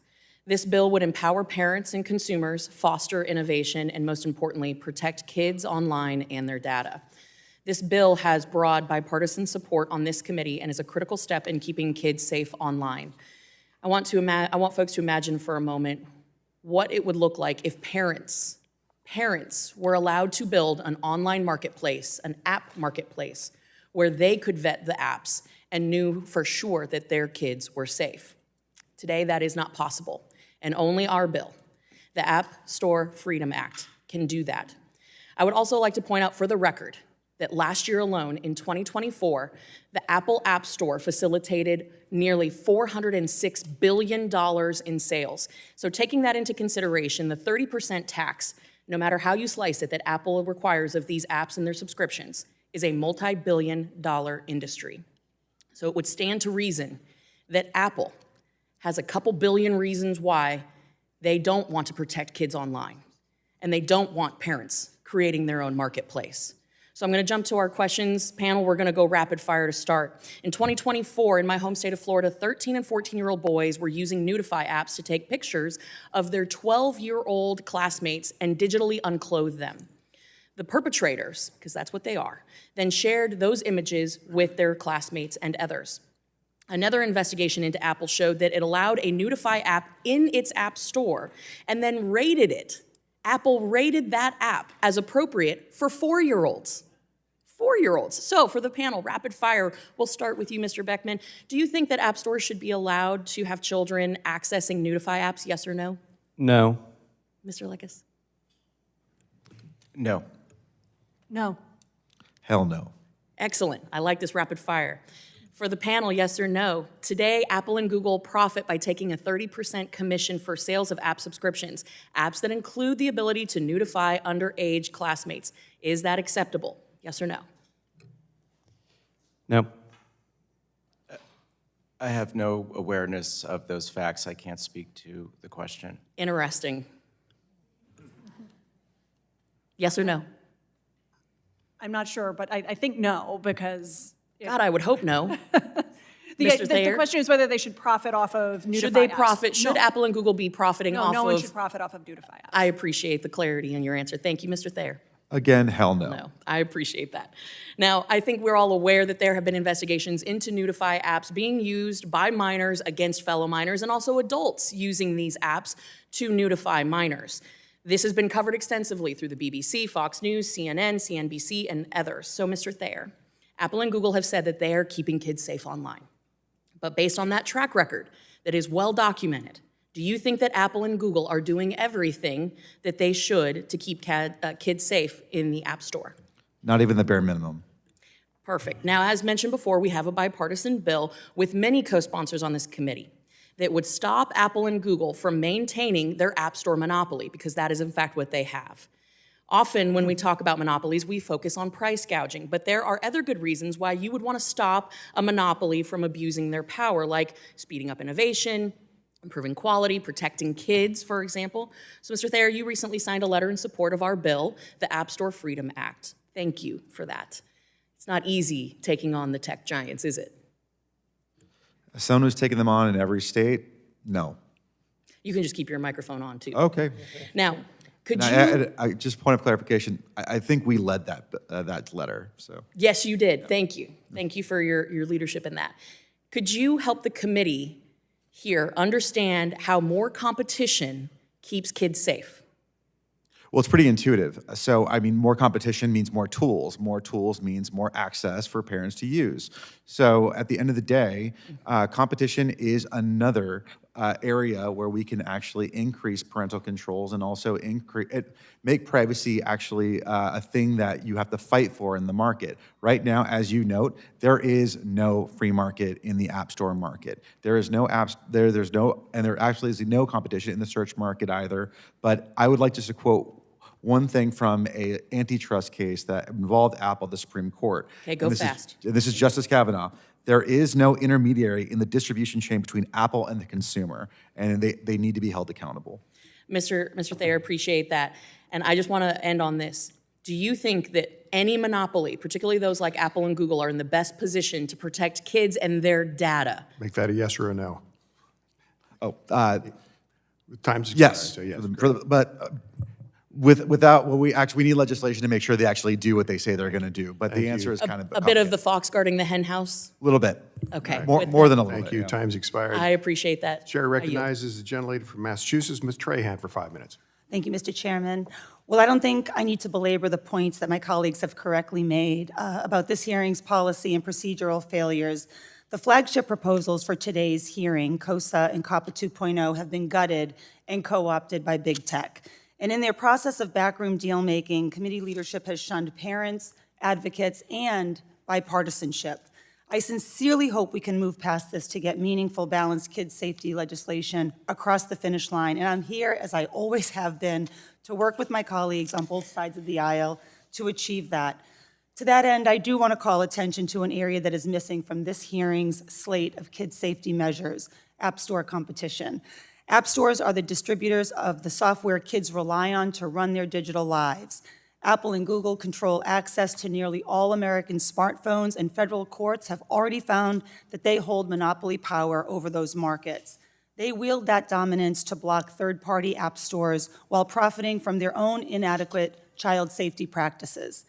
As a coalition of child safety organizations recently noted in a letter to the committee, quote, "Without meaningful competition, these firms have continually failed to protect children from sexual exploitation, exposure to obscenity, abuse of their data, and more," end quote. In the case of Apple, one of its engineers even said in private messages that it is, quote, "the greatest platform for distributing child porn," and called child predator grooming a, quote, "under-resourced challenge." Mr. Thayer, in your testimony, you call out some of the specious arguments offered by big tech against practical solutions to improve kids' safety. What is your response to Apple and Google's suggestions that the App Store Freedom Act and other measures will hurt kids' privacy and security? And are these companies' financial incentives actually aligned with the needs of our children? So in my testimony, I'll state it again, it's all a farce. It's always the case where they play this game of, if you want to regulate competition, it's a privacy issue. If you want to regulate privacy, it's a competition issue. So frankly, it's the same story being told over and over again. And as I said in my testimony, big tech's lobby is unrelenting and unwavering on these points. And frankly, it has to stop. And the fact that they've been gaslighting us for the past couple decades is a bit absurd, and I think it's now time to act on bills like bills that you propose and many of the bills that we're seeing today. Thank you. It is, I agree, exhausting. What we need is competition in parents' and kids' interests. And as my colleague from Florida posed earlier, imagine for a moment a kids' first app store, one built from the ground up to protect children, replete with a curated set of apps, tailored review practices run by experts in child safety, and feature-rich parent controls. In this app store, safety ratings are vetted by experts, not self-reported. Bad actors are promptly booted and not allowed to return. Such an experience is technically feasible, but made virtually impossible by Apple and Google's policies. Mr. Thayer, do you agree that the App Store Freedom Act, a bipartisan bill that I'm co-leading with Representative Kamak and Soto and others, would empower parents with meaningful choice over what software is on their kids' devices? I think it's a huge step in the right direction, and it would absolutely go a long way in helping parents. More competition means more tools. Thank you. In closing, I urge this committee to internalize two important points. Apple and Google cannot be trusted to protect our kids, and parents deserve better. It is vital that Congress ensures that the open market can foster competition that, unlike big tech, actually takes kids' safety seriously. Thank you. I yield back. Gentlelady yields. Chair recognizes the gentleman from California, Mr. Obernolte, please. Well, thank you very much, Mr. Chairman, and I'd like to thank the committee for holding this hearing. This is a critically important topic, and frankly, Congress is far behind in enshrining some of these protections into federal law. So we've been trying for years to get this across the finish line. I'm hoping that this is the year that, that some of these bills will make it through a markup and get past the House. As most of the people on the committee know, for many years I ran an app developer. And so when I read these bills, I kind of look at them through the lens of, if I was still developing, how difficult would these be for me to comply with, and how would I go about complying with these requirements? And through that lens, unfortunately, the bills that we're considering today have a couple of pretty serious implementational problems. Let's start with age verification, which is key to the protections we're trying to provide here. Because if we're going to say that that an application can't do certain things if a user is a minor, then we have to be able to figure out whether or not the user is a minor. That's really central to the protections we're trying to provide. The problem is, and a couple of the panelists brought it up in your testimony, when you force every single app developer to do that, and the typical user might have 100 apps on their phone, you're collecting private information used to verify that age 100 times, and you're storing it 100 times. And that creates these repositories of private information that are really attractive targets for cyber criminals. So let me just suggest that it's much more efficient and much safer to do that just once at the operating system level. And that means that in the case of an iPhone, Apple would do it. In the case of an Android phone, Google would do it. They have a lot more information than developers do about the users of those platforms. And when you do it that way, you can enforce other protections. For example, if you have an application that's labeled for adults only, the operating system shouldn't even launch it if a minor is the current user of the system. A couple of the bills, talk about this, when an application developer is allowed to rely on the age signal that's being generated by the operating system. And there's been kind of an assertion that there are conditions under which applications shouldn't be able to rely on that signal. And that's crazy, because the developer doesn't know as much as the operating system does. So, let me just assert that if your application is for adults only and the operating system is telling you that if there's an adult using it, you should be able to rely on that. Another thing that I think is really important for us to have a discussion on is this concept of duty of care. And I think it's reasonable that we should impose a duty on the people that are developing and deploying these applications. But I also think that it is lazy legislating for us not to define what we mean when we say duty of care. We had a good example in a hearing in this subcommittee, I believe it was last year, when we were talking about whether or not an application should have a duty to prevent online bullying by taking down a post if it was reported as bullying. And we all could agree, that is reasonable. That's a reasonable requirement. But we're also obligated to say, when we impose that requirement, well, what is the requirement? What's a reasonable amount of time? Is it 2 days? Is it a day? Is it an hour? If we don't define what we mean when we say duty of care, then we are allowing some court in the future to be arguing about what we meant when we crafted the legislation. And let me just assert that it's our responsibility to not put our courts and our judicial system in that place, and define what we mean up front. Enforcement, there's been a couple assertions by the panelists that a private right of action is a good thing. Let me just say, we have to be really cautious about that. There are numerous examples in states across the country where that has gone awry. I'll give you an example from my home state of California. We passed in the state legislature a few years ago something called the Private Attorney General Act. that allowed private parties to enforce labor laws. And now if anyone that has a district in California has horror stories about where abusive law firms go after not big businesses, because they can defend themselves, but small businesses. And I could point to multiple businesses in my district that have been driven out of business by frivolous lawsuits that anyone would agree is frivolous. And then one last, and I'm not going to have time for questions because I talk too much, but we're talking about preemption.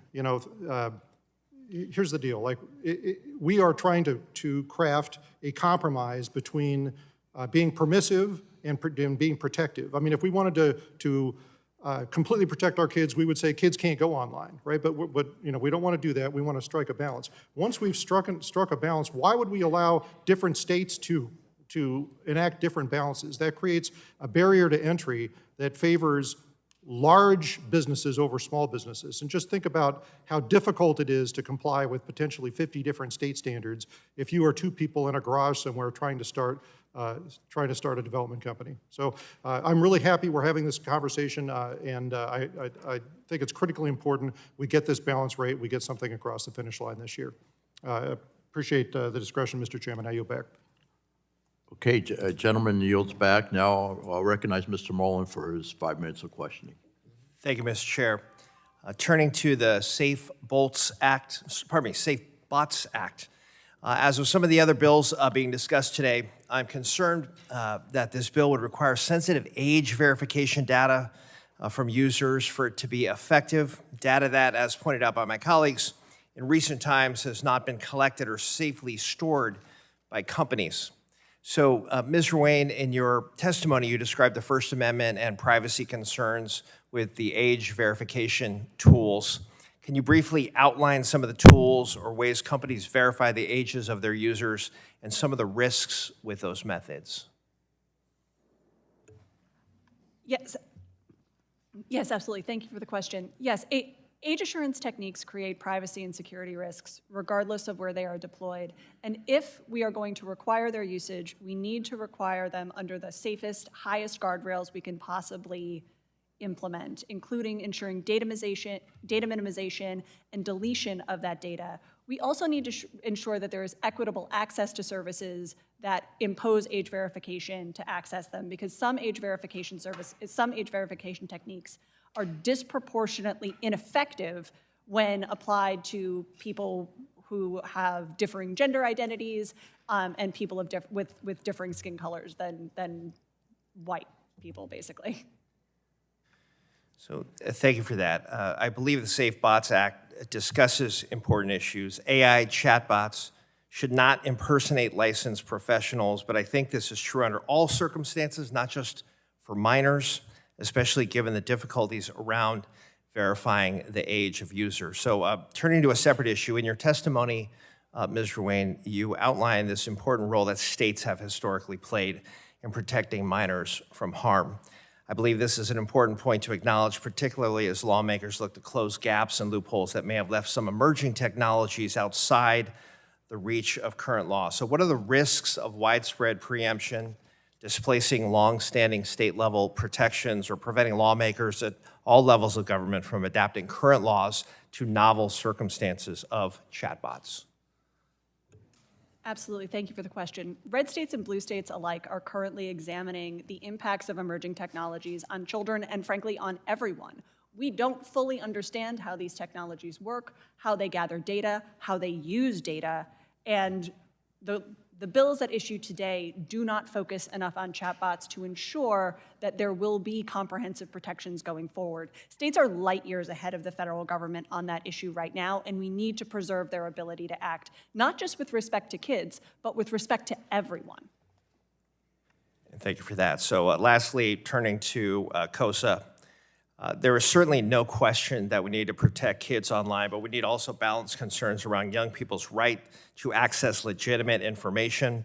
Kids use the internet to find community as well as to access important resources that are essential to their health, safety, personal development that may not be available or easily accessible in offline circumstances.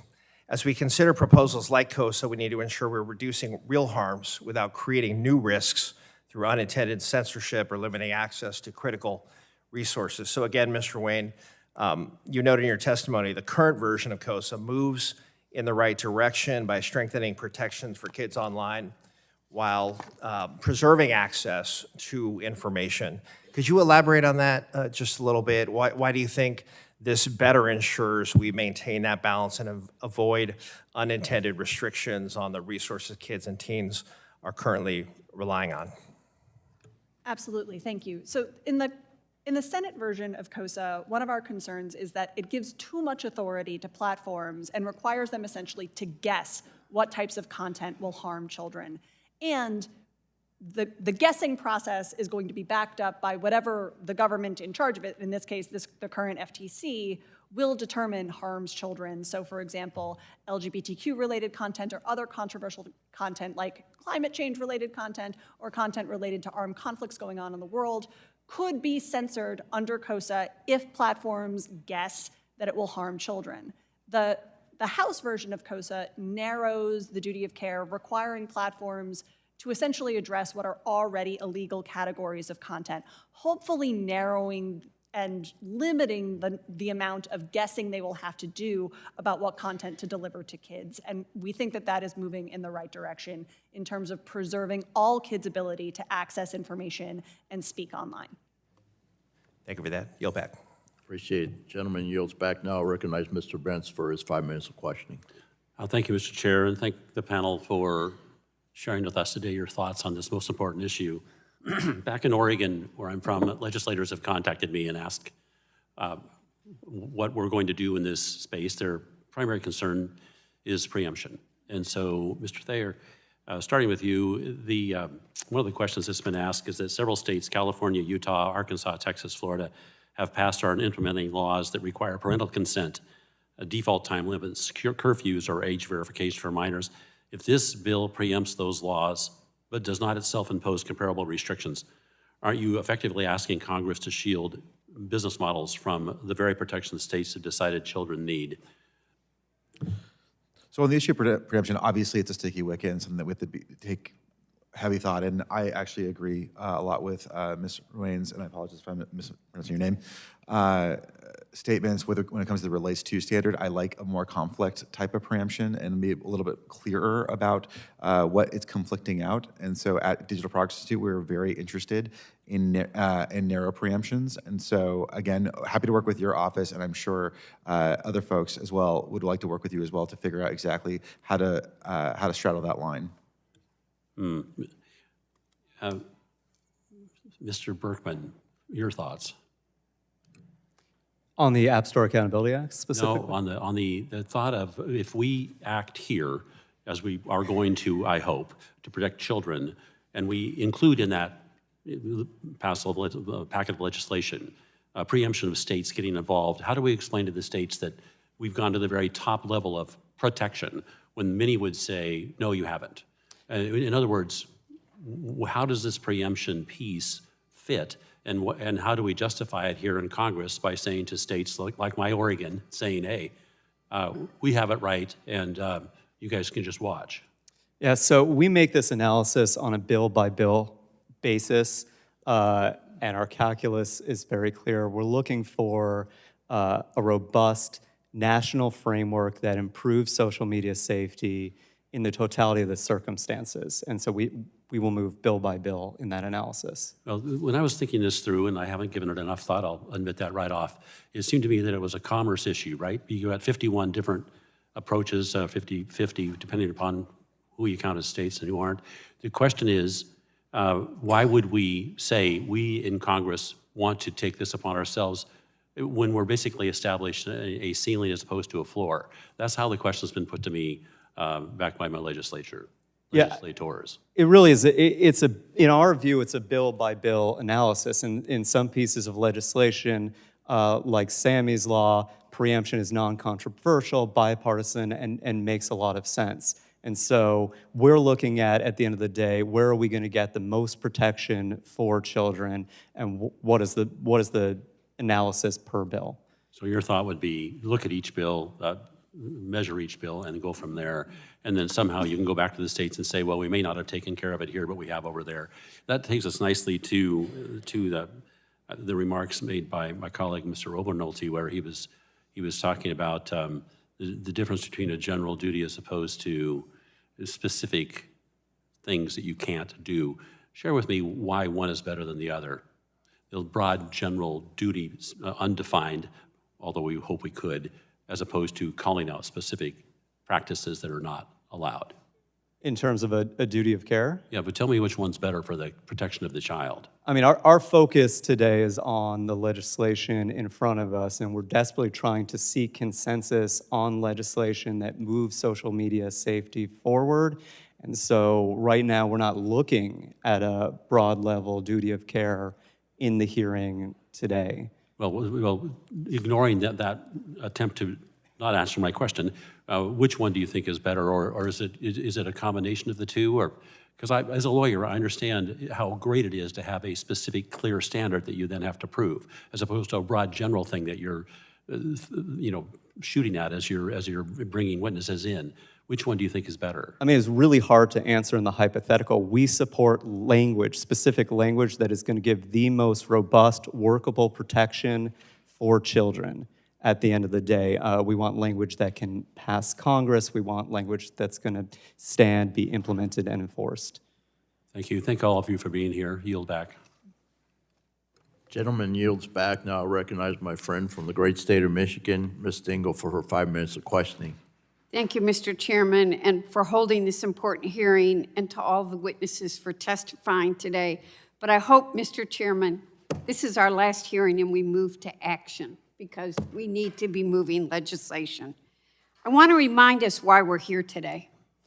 In this room, there are parents who lost their children because big tech failed to protect them. This picture sits on my desk. Sam and Laura Champman are here for their son. Sammy was just 16 years old when a drug dealer contacted him through a private Snapchat message and delivered fentanyl-laced pills to his home. On February 7th, 2021, he was found dead in his bedroom. And that is why, along with Representative Evans, we have introduced the No Fentanyl on Social Media Act. Joanne Bogart is here for her son. Mason was a 15-year-old who filmed himself attempting the choking challenge that he had seen on YouTube. That day, on May 1, 2019, his father found him unconscious. He died 3 days later. This coin sits on my desk, too. Maureen Moloch is here for her 16-year-old son, David, who died by suicide on January 4th, 2016, after enduring relentless cyberbullying, harassment, humiliation, and threats by his peers via text message and on social media. Rose Bronstein is here for her son, Nate, a 15-year-old who died by suicide on January 13th, 2022, following nonstop cyberbullying and online harassment by his classmates, in which no one stepped in to stop.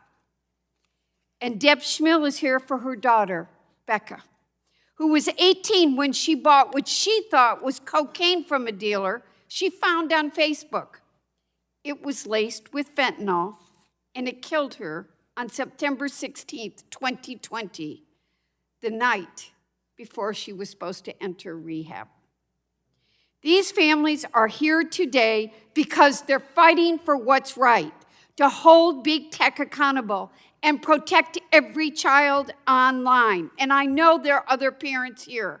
I want to hear your stories. But Sammy, Mason, David, Nate, and Becca are just 5 of the countless young people whose lives have been stolen because big tech won't act, and it's time for us to act. We owe these families real bipartisan action. So I'm going to move to my bill quickly. I want to discuss the legislation that I've introduced with Congressman Evans. This bill directs federal agencies to examine how traffickers use social media to reach minors, how platform design enables access to fentanyl, which I hope anchors the President of the United States on down through all of us, and what solutions could help keep deadly drugs out of kids' hands. Mr. Berkman, how can this research under our bill help identify platform design features that enable fentanyl access and trafficking that targets minors? Thank you, Congresswoman, for the question and for your legislation, which we do support. There are a number of families here today. You mentioned some. You don't have time for all of them. There are a number of families here that lost children due to fentanyl trafficking and drug trafficking over social media. This is a vital issue. We see it impacting children across the country. And so your legislation is incredibly important because we need to understand with more specificity the features of platforms that are enabling trafficking. And it is happening. Someone mentioned drug trafficking happening in high schools. It was an example in person. It's happening on phones in high school via social media platforms. We have looked into this issue. We have been able to connect with a drug dealer that we obviously did not know before in minutes. That is how accessible this has become, drugs have become to children in the social media age. And so your research is necessary so that we can have the interventions, both legislative and educational as well. Thank you. Mr. Chairman, I'm going to beg my colleagues on this committee, can we please work together to protect children and keep other children from dying? And with that, I yield back. Absolutely, I'm with you, that's for sure. Okay, next, I'll recognize Representative Fry from the great state of South Carolina. You're recognized for your 5 minutes of questioning. Thank you, Mr. Chairman. I actually really have enjoyed hearing the discussion here today on the bills. I think in preparation, my staff made this giant binder of homework that I had to go through. But I really wanted to kind of hear the discussion evolve because what I see on this issue generally is that you have two sides that are talking at each other or past each other, but not necessarily with each other. And I think it's really important. We've got parents in the room. Typically in an energy and commerce hearing, you don't see this level of engagement or people that have a tremendous interest in watching what happens in these hearings. But I think it's important that we get this right. It's incredibly important. I've got an 8-year-old, and thankfully he's not on social media, and I don't anticipate any time in the near future where he would be on social media. But kids are, and it's important that Congress gets this right.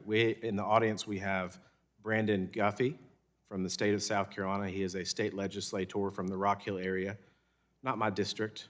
I represent the beach, which is a much better place, Brandon.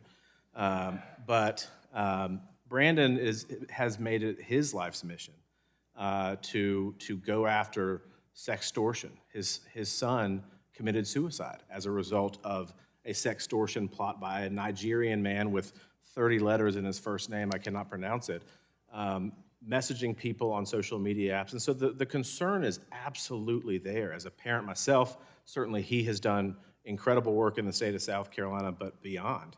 That we have to get this right. And I think, again, I have a simple bill in this, the Kids Internet Safety Partnership Act, which I think encourages that dialogue, right? That it takes stakeholders, parental groups, social media companies, tech industries, big, small, medium, putting together best practices, not only for the companies, but for the parents too, on what to do and how to act and how to protect your children in this very connected environment. So I'm super happy with that. I'm happy that it's bipartisan and no one's talked any bad things about it today, so I think we're doing something right, I hope. Paul, I wanted to ask you something, though. Your association published a child and teen privacy and safety principles, talking about data minimization, parental tools, transparency, and risk assessments. How well do you think that the partnership model like KISPA can do, the bill that I have, operationalize those principles, part one, and two, will your member companies commit to fully participating if Congress were to pass this and it were to be signed by the president? Yeah, well, thank you for your question, and we appreciate your legislation as well. I think it's a really smart approach, and bringing more people together in a room to come up with solutions is always valuable, and especially here. Not every solution is going to be legislative. There are things that Congress can and should do. So I think that, this is an area where a lot can be done on a voluntary basis, but it also needs some teeth from Congress. And we're supportive of turning data minimization for youth into law, prohibiting targeted advertising of youth. We think there's a really important, meaningful steps that can be taken. And the challenge is we may be able to bring together a number of companies that believe in upping their game and being more responsible and recognize the real concerns out there. But we don't know that that's going to be the case across the board, and very likely there will be. Thank you for that. some Real bad quick, I want to actors. jump into the hot topic of the day, which is preemption. You like the House version preemption component as opposed to the Senate passed version. Is that fair to say? With respect to, well, we believe in preemption. We think that preemption is an important concept to start with, because right now we have. I understand that, and I've got 46 seconds, so I sorry. want to nail this down. You like the House version of the preemption better than the Senate version? We're still reviewing that with our members, the specific language. But we believe there needs to be a strong national standard for everybody. Mr. Thayer, you do not like the preemption of the House version. Is that correct? Not as much as maybe the Senate version. I'd prefer it be conflict preemption over as it relates. The Senate version. I believe the Senate version has something similar to what the House version has, but it's unclear right now as to whether or not this is a conflict preemption standard, but as it relates typically is a broader standard. And at DPI, we typically like incremental approaches to different policies. So the closer we can get to a conflict preemption standard, I think the better off we are.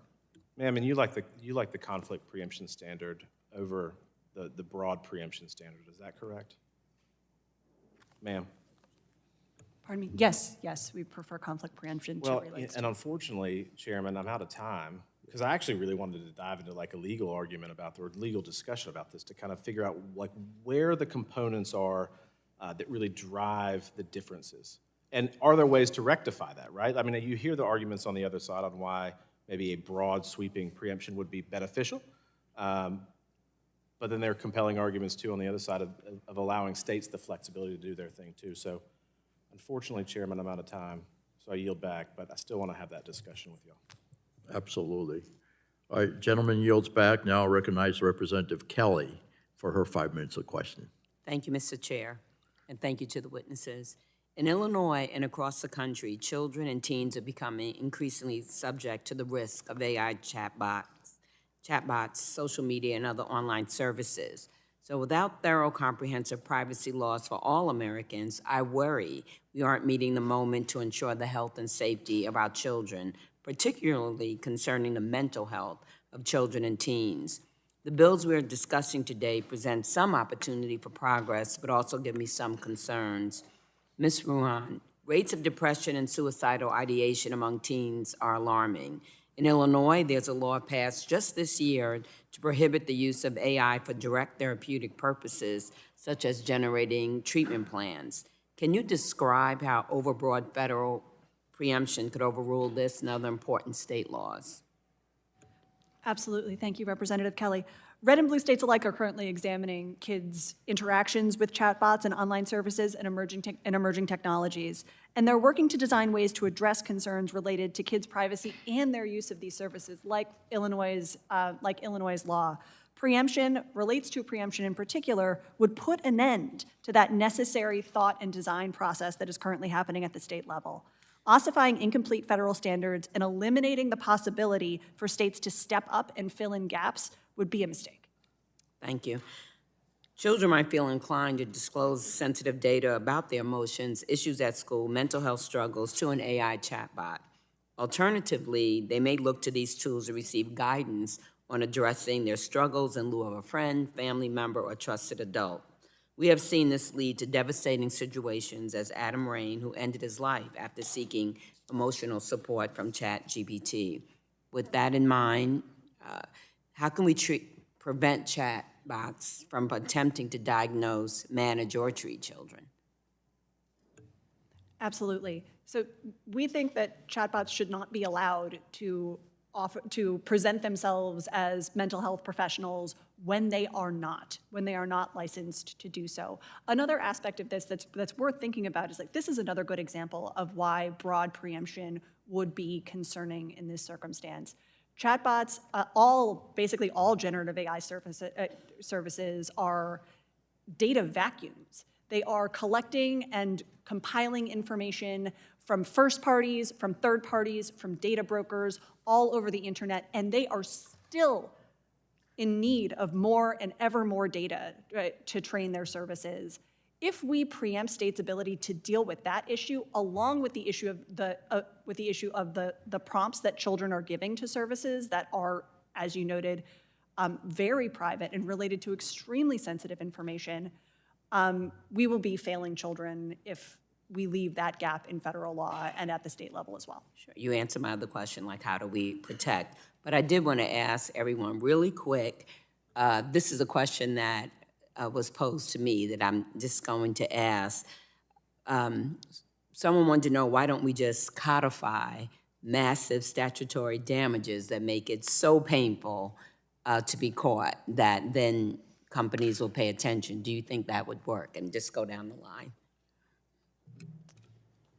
Yes.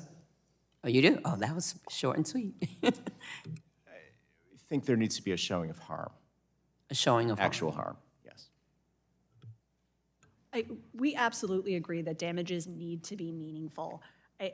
For example, earlier this year, the FTC issued a fine against Disney for $10 million for COPPA violations. Disney is a $200 billion company. $10 million is a rounding error. We need any damages that come as a result of violations of these privacy laws to be meaningful so that it incentivizes compliance. Thank you. Yes, with strong injunctions. All right, thank you so much. Thank you to the witnesses, and I yield back. Thank you. Chair recognizes the gentlelady from Florida, Ms. Lee, for 5 minutes, please. Thank you, Mr. Chairman, and our witnesses. I also want to thank Chairman Bilirakis and Chairman Guthrie for including two of my bills, the Promoting a Safer Internet for Minors Act, which is co-led by my friend from the great state of Florida, Mr. Soto, and the Children and Teens Online Privacy Protection Act, also known as COPPA 2.0, which I'm proud to co-lead with Mr. Wahlberg of Michigan in today's hearing. So I have dedicated much of my career to protecting the most vulnerable in our society, including children and teens online, and am committed to working with this committee to continue that work. I very much appreciate the discussion today about advancing policies that protect children and also empower parents as they navigate the digital landscape, while also safeguarding our First Amendment rights. Mr. Berkman, specifically, thank you for your work in empowering children and families with the tools they need to navigate social media safely and securely. Digital technologies change so fast that even the most engaged parents struggle to keep up with the latest apps and features. That's why the Promoting a Safe Internet for Minors Act would direct the FTC to launch a nationwide education campaign to help kids and parents learn how to stay safe.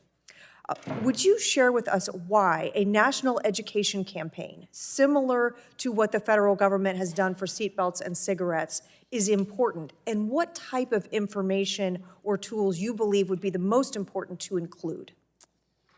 Yeah, thank you so much for the question and for your co-sponsorship of that legislation. We support it. We are across the country, as you mentioned, educating students, parents, and administrators at schools on how to keep children safer on social media because of that harm. And so I'll say, first, on the advocacy part of your campaign, it is absolutely critical. I've mentioned this before in the hearing. There is an alarming disconnect in the awareness of how severe and pervasive the harms are. People are concerned and frightened, but they just don't understand how truly bad this is. And so your legislation in that campaign is very sorely needed to bring awareness, and that helps us and other NGOs do our job. In terms of specific education, we need help. Certainly on the ground. We can't cover every single child in every single school, though that is our goal. In terms of talking about best practices. There is a lot of talk out there. It seems accessible when we talk about social media safety. There's a lot of talk out there about social media safety and curriculum that is not necessarily evidence-based. And that leads to time wasting at best, and at worst, counter results or detrimental results to the child. And so we thank you for your legislation. I think it's going to do a lot of good, and I hope it passes. Thank you. Mr. Lekas, thank you for your work as well in protecting the safety of minors online and your perspective on modernizing COPPA for the 21st century. When it was originally enacted, of course, it was well before today's landscape of digital devices and online platforms. One of the principles that you have discussed is the approach to child and teen privacy and restricting advertising to minors. COPPA 2.0 would prohibit targeted advertising to children and teens, but would you explain for us how targeted advertising differs from contextual advertising and the risk that targeted advertising poses to young people? Absolutely. Thank you very much for that question. So targeted advertising involves delivering advertisements that are specific to an individual based on their online behavior and the information that may be collected about them. So think of perhaps creating a profile or a dossier on an individual. A machine would do this and then deliver advertisements that seem suitable according to the automated system to that individual. Ranking Member Pallone, raised some concerns earlier today about the way in which data can be used.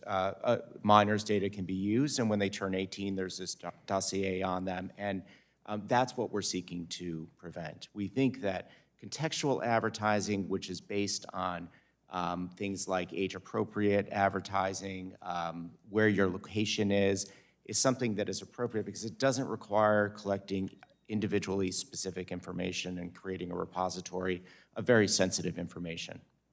Thank you, Mr. Chairman. I yield back. Gentlelady yields back. Now I recognize Ms. Schreier, Dr. Schreier, for her questioning.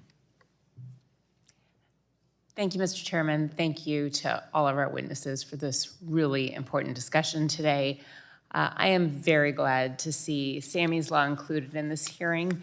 I've worked closely with Representative Carter and Miller Meeks and Wasserman Schultz to really carefully craft this bill. Over and over today and in past hearings, we have heard about all of the tremendous dangers that kids and teens are facing online and the real world problems and dangers that social media can create or make much worse. And as discussed, we're talking about anxiety and depression and eating disorders and bullying and sexual trafficking and abuse and exposure to or access to drugs and even suicidality. And it feels really almost impossible for parents to protect their kids online. This bill, and you already saw a picture of Sammy, is named after Sammy Chapman, who when he was just 16, bought a fentanyl-laced pill over Snapchat, and it killed him.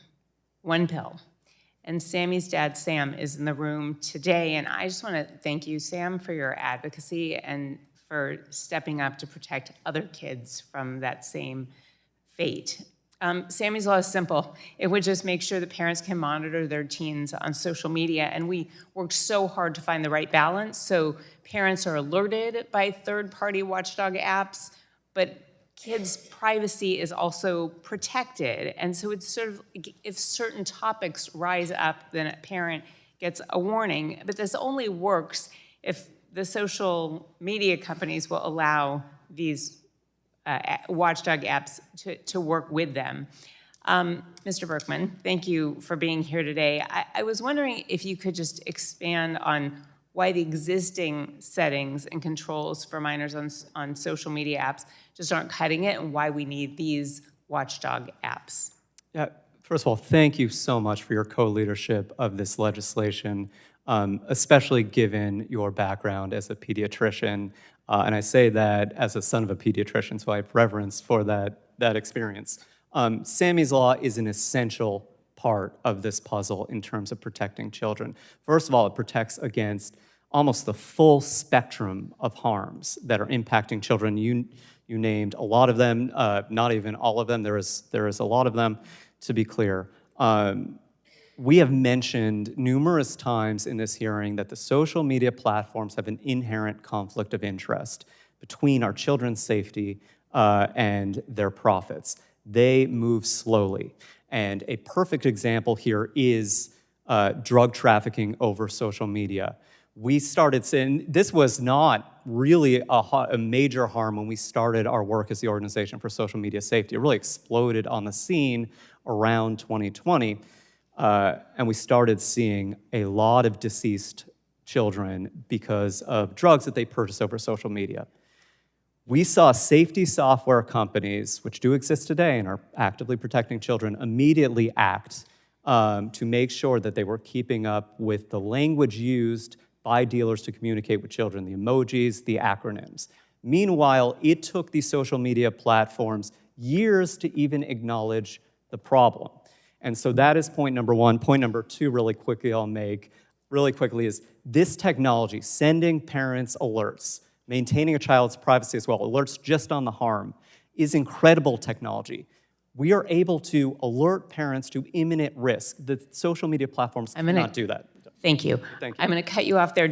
I want to make a couple more comments. We've heard about this today. I want to just talk about COSA, the Kids Online Safety Act, which is a great bipartisan bill that passed, I believe, unanimously or almost unanimously in the Senate, has teeth, has a duty of care for social media companies that really holds them accountable. And yet the version this year that we are taking on of COSA has been gutted. It is toothless. It does not give the enforcement mechanisms. And all of the people, I was a co-lead of the last one, who supported it last time are feeling so frustrated that, like, this is not the best we can do. And I just want to emphasize that the previous bill, the one with teeth, is the one we should be bringing up today to really protect kids online.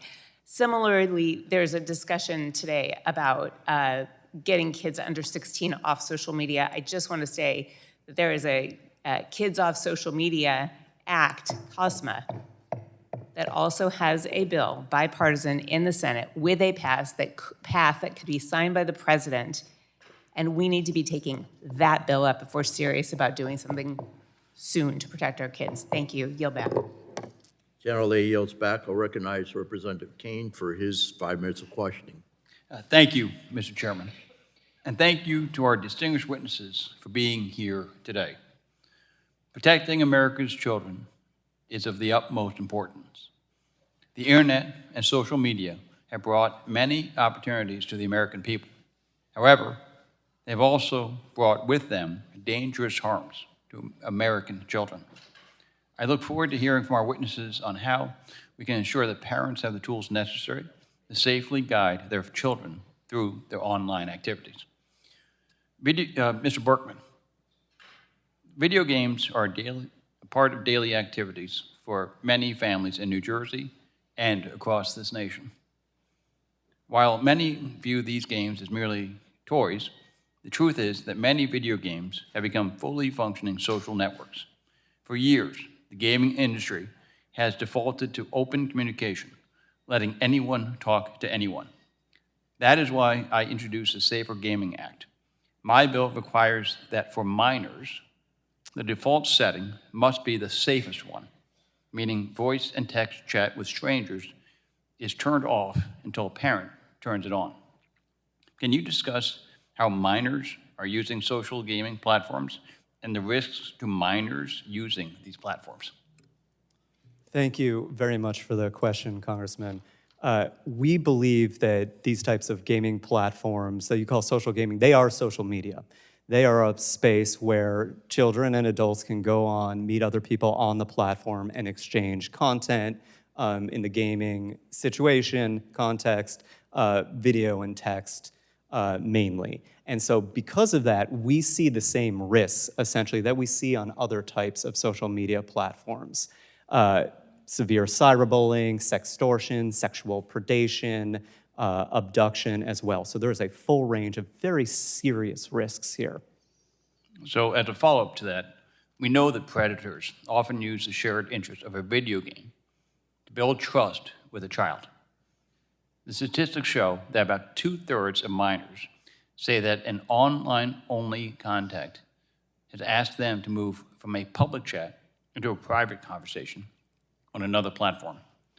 How would the default safeguards in my bill, which limit communication with strangers automatically, disrupt that cycle before it even starts?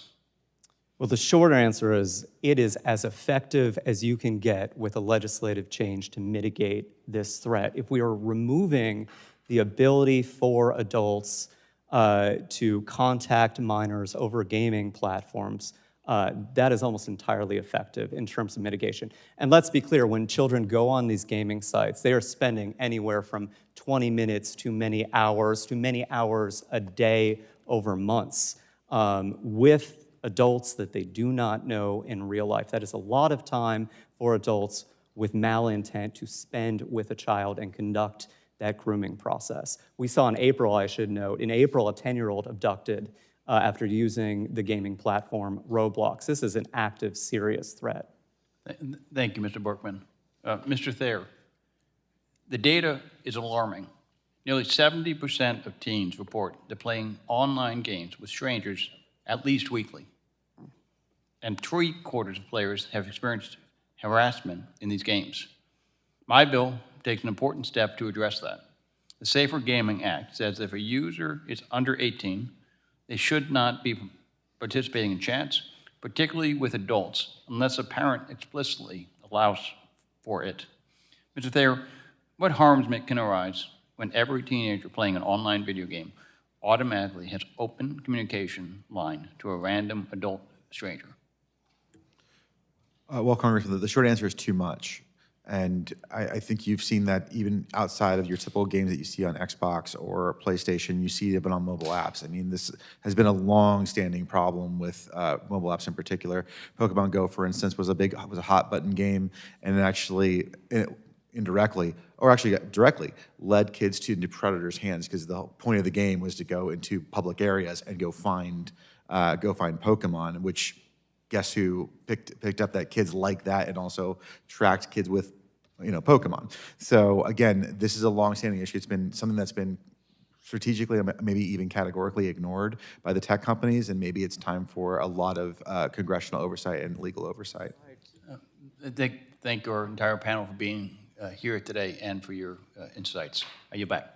A gentleman yields back. Now I'll recognize Representative Clark from great state of New York for your 5 minutes of questioning. Good afternoon, and thank you very much, Mr. Chairman. I thank our ranking member, Chakowski, for holding this hearing, and thank you to our witnesses for joining us today.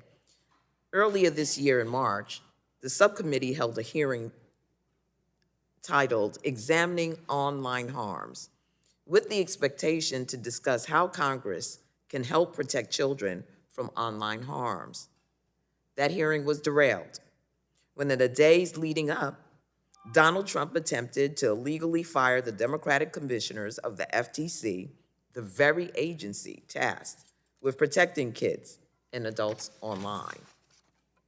The FTC has a long bipartisan history of working to protect children online through their enforcement of the Children's Online Privacy Protection Act, the FTC Act, and their rulemaking authority.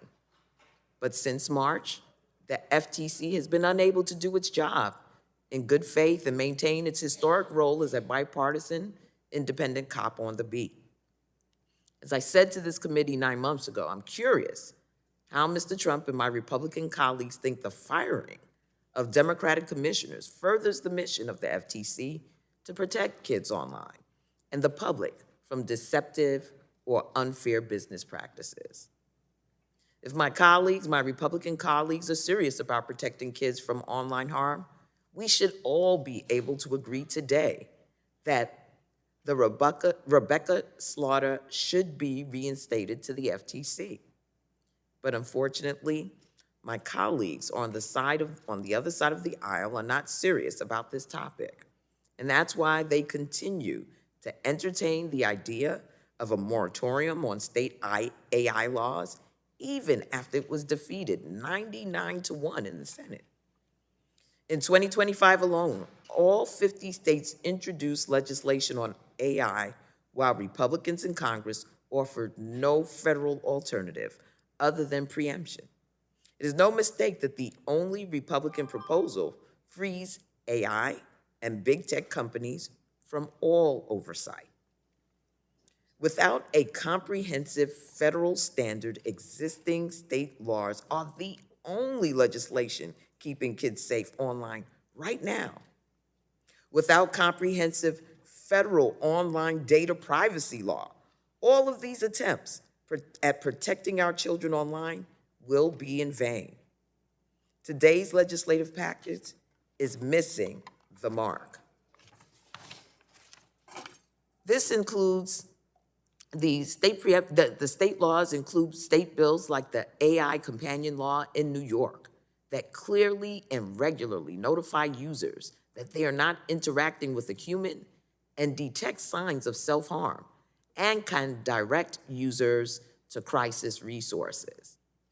Any kind of broad preemption or moratorium on existing AI state legislation would kneecap the important work states like New York have already done to protect kids.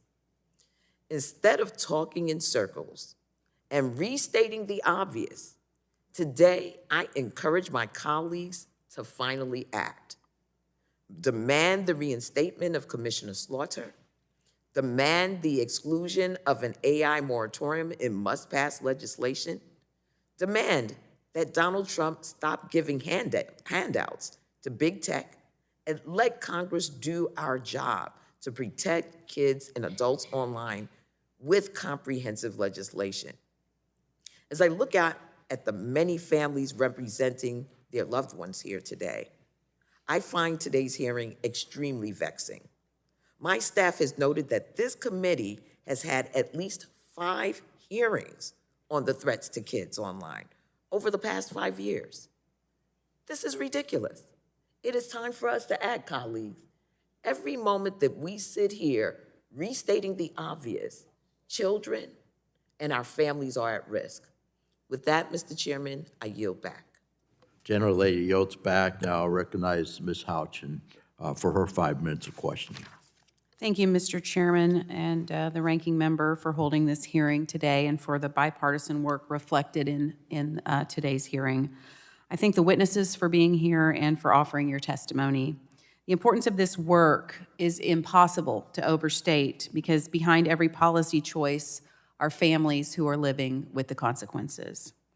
I've been deeply moved by the parents, some of who are here today, who, despite losing a child, continue to fight for stronger protections so no other family has to experience the same tragedy.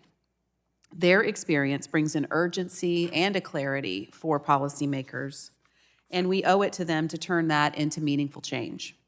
Every parent I talk to is doing everything they can to guide their kids and protect them online, on social media, through gaming platforms, and now AI. And they're simply overwhelmed and cannot keep up. Policymakers can barely keep up with the advance in technology. So this Congress, we're recognizing how quickly the risks are evolving. I worked to launch the bipartisan Kids Online Safety Caucus so members can stay current and engage with parents, researchers, schools, and industry. I'm also proud that today's hearing includes bills that I have been working on, the AWARE Act, the Safe Bots Act, and the Reset Act, as well as the Parents Over Platforms Act, which I'm helping co-lead with Representative Auchincloss. Kids deserve the same safety mindset online that we have with car seats and playgrounds and other harms. The bills today reflect that approach. The AWARE Act gives parents and educators clear, accessible guidance on how chatbots work, what red flags to look for, and where to go to for help. The Safe Bots Act ensures no AI system can impersonate a licensed professional and requires age-appropriate disclosure so kids always know that they're talking to software, not a human being. The Reset Act asks whether 13 should still be the standard, the age of internet adulthood. Given that research shows the highest risk for social media harms fall below the age of 16, this bill creates a bright line and a national rule that platforms may not maintain accounts for users under 16 They must delete known under 16 accounts and their data and must follow a single standard enforced by the FTC and states' attorneys general. The legal and global trends point in the same direction. Protecting minors from high-risk digital environments is both necessary and clearly permissible and possible. Our job is to learn from these developments so we can set guardrails worthy of the moment, and I look forward to working with colleagues on both sides of the aisle to accomplish that. I do have a few questions with the remaining time that I have. I'm going to go to Mr. Thayer. We've heard a lot of concerns raised about the First Amendment with relative to some of these bills. The 11th Circuit decision on HB 3, the Florida legislation, emphasized that states can act decisively to protect minors from harmful digital environments, even when platforms claim editorial rights. Does that signal, in your view, that Congress can, likewise, adopt Reset's type of bright line federal standard, under 16 account prohibition deletion, without triggering First Amendment concerns that big tech continues to raise? Absolutely. So the 11th Circuit, as you rightly noted, did uphold a law that was somewhat similar to what you're describing. And just to reiterate what the ruling basically said, which was just a rehashing of what was said in the Supreme Court in TikTok v. Garland, it essentially said that the court basically clarified that a law that has to be based off of what it's attempting to regulate. If the regulation is attempting to regulate something that is a non-speech related thing, even if the ancillary aspects of that regulation does impact speech, it is likely going to be content neutral with some provisos. So I think that what the 11th Circuit did was clarify something that the Supreme Court has said, and I think it would be very wise to heed that guidance and move forward accordingly. Thank you. We've talked some today about preemption. I just want to note that we do seek a federal standard so that states cannot go below. I certainly wouldn't want a state like California who has a 13-year-old standard. So if we're talking about preemption, I think we have to be cognizant that we want the states to be nimble, but we also don't want them to go below a standard set federally that we have determined will protect kids. Otherwise, we might as well not do this work and just leave it up to the states. Protecting children in the digital age is one of our most important responsibilities that we have as elected leaders. It's clearly one of the most important moral responsibilities we have as parents. AI is not going away. Social media is not going away. It's our obligation to defend and protect the innocent and the next generation. Thank you, Mr. Chairman. I yield back. I thank the lady for all her good work on this issue. I next will recognize Representative Evans for his 5 minutes of questioning. Thank you, Mr. Chairman, Ranking Member, and of course to all of our witnesses for coming. My first question will be to Mr. Berkman. Before I came to Congress, I spent over a decade as a cop in the Denver metro area, and I saw the fentanyl crisis grow in my state and across the country. In 2023, Colorado had the second highest overdose rate in the nation for teenagers, and 75% of that was attributed to fentanyl. Earlier this year, we had the 6th largest fentanyl seizure in U.S. history happen in the south side of the Denver metro area, 6.8 million lethal doses of fentanyl in that seizure. And we know a lot of this stuff is trafficked to our kids through things like social media. So to counter this threat, one of the bills that I'm carrying is the No Fentanyl on Social Media Act, which seeks to address this problem by assessing the full scope of how social media is used to be able to traffic fentanyl to our kids. Can you discuss the role of social media in trafficking drugs and how this piece of legislation can help to resolve that issue? Yes, thank you for your legislation. We enthusiastically support it and we need it.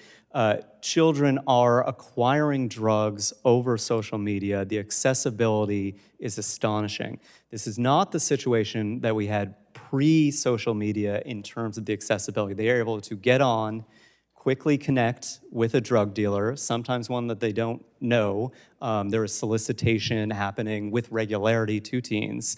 They're able to conduct a drug transaction and then have drugs delivered to their door like a pizza. This is the tragic story of what happened to 16-year-old Sammy Chapman as well. I will note this is also happening cross-platform, which is a safety concern, where drug dealers can advertise on one platform, conduct a conversation and transaction on another, and then receive payment on yet another. That is a very severe problem. So we need your bill to understand the full facet of how this is happening, the features that are enabling it to happen as well, and go undetected.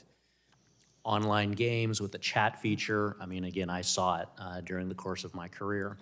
This is for a situation, what we just discussed is situations where somebody's potentially looking to go buy drugs. That's their intent. Can you talk a little bit about storefront apps where maybe somebody is not actually looking to go buy drugs, they just bought a painkiller that they thought was legitimate, but it ends up being counterfeit, and so then when they consume what they thought was a legitimate product, they end up dying of an overdose because it was an illicit or fraudulent pill. So can you just talk about how policy solutions like what we're discussing today can be used to fix some of the storefront nature of these apps where people are buying something they think is legit but ends up being fraudulent? Well, the focus of this hearing on children, so I'll focus on children there. We see this happening with children. And again, Sammy Chapman thought that he was buying Xanax over social media. I wish I could name all the parents and children here and honor them. That's the case with a lot of the parents here as well. And so legislation like Sammy's Law would help protect against a child that is otherwise bored, trying to go out and get something like Adderall, Xanax, Vicodin, which we're now seeing being poisoned with fentanyl and being lethal. And that education awareness needs to spread as well. But Sammy's Law is a very strong deterrent to that behavior. Thank you. And then final question here. In your comments, you talked about some of the other harms that come from kids on social media. We've talked a lot about drugs. As a cop, I unfortunately had many situations where I interacted with kids being human trafficked over the internet and over social media. And for me as a cop, probably the most shocking statistic once I really got into this space was understanding that a lot of times this trafficking happens within a half a mile of these kids' home. It's done through peer pressure over social media, and then the exploitation, whether it's digital, whether it's sexting, whether it's an actual in-person encounter. I mean, it can happen in their own home. I had one girl, 14 years old, that was repeatedly trafficked in her own basement through social media and online peer pressure. So can you just talk about things that this committee can do legislatively to be able to put guardrails around situations like that? 20 seconds. Yeah. Trafficking, sextortion, our children are no longer safe in their homes. That includes cyberbullying as well, which does not end at the end of the school day. And so there are a range of solutions on here. I have 5 seconds. Let me highlight Sammy's Law once again. All the dangers that you mentioned, a parent would get an alert as that risk is imminent and occurring so that they could provide immediate life-saving support. Looping the parents sounds good. Yield back, Chairman. Gentleman yields back. Now recognize Mr. James from the great state of Michigan for his 5 minutes of questioning. Thank you, Mr. Chairman. First, I want to express my sincere gratitude to you and Chairman Guthrie for your leadership in organizing this amazing hearing. I also appreciate all our distinguished panelists for being here today. I look forward to hearing from your insight, and I've been enjoying your feedback thus far. I've said for years, Facebook is the Philip Morris of our time. Yet they are just one example of the cesspool that is the modern internet. Americans are waking up to big tech's game. They provide lip service on how they're protecting children while actually delivering none of those protections. Social media has been labeled the primary culprit, and for good reason. Countless studies and multiple congressional hearings make clear that social media is not only addictive service for children, but is also harmful for their mental acuity and overall mental health. The damage social media is doing to our kids is unconscionable and extremely disturbing. Big tech is knowingly and willingly wreaking havoc on our kids' mental health. As a father of 3 school-aged boys, the warning signs of social media's impact on kids are abundantly clear to me and to all parents. My bill, H.R. 3149, the App Store Accountability Act, ensures that children are not accessing age-restricted material through online app stores and gives parents real control over what their kids can download. In fact, a national poll commissioned by Digital Childhood Alliance found that 88% of parents want app stores to require parental approval before minors can download a new app. 88%. Can you imagine any other issue that 88% of Americans agree on? We've printed 83 letters just today from parents and groups who agree. Just as brick and mortar stores are held responsible for selling age-restricted materials like tobacco or alcohol to minors, the App Store Accountability Act will hold digital app stores accountable for providing adult or addictive material to minors as well. Kids cannot consent. I say again, kids cannot consent. And any company that exposes them to adult or addictive material should and will be held accountable. The App Store Accountability Act holds big tech companies to the same standard as local corner stores. It protects the next generation by empowering parents now and making clear that when it comes to safeguarding our children, no one gets a free pass. My time is limited, so I'll get right to it. Mr. Thayer, as excited as I am to lead this App Store Accountability Act, I do want to share the logic is very simple. App stores are a gateway to the internet for social media, for our children. You've played a very critical role in shaping similar legislation at the state level. Can you state one more time why placing the burden to verify a user's age on the App Store rather than on individual websites or apps is the most efficient and privacy-protective way to ensure online safety for kids? Well, thank you, Congressman, for all your work on this. You've been a real champion, and it's been an honor and privilege working with you and your staff. I think who said it better was Congressman Orbanotti themselves. They have the data already. They already have all of the access to this information. And not only that, they already are developing the tools currently. So in the states, we got, I think, 3 states to subscribe to the App Store Accountability and pass it. Texas is among them. And as a result, it actually forced Apple to create the APIs that would be necessary in order to accomplish all of this. As you say, this is a very simple idea.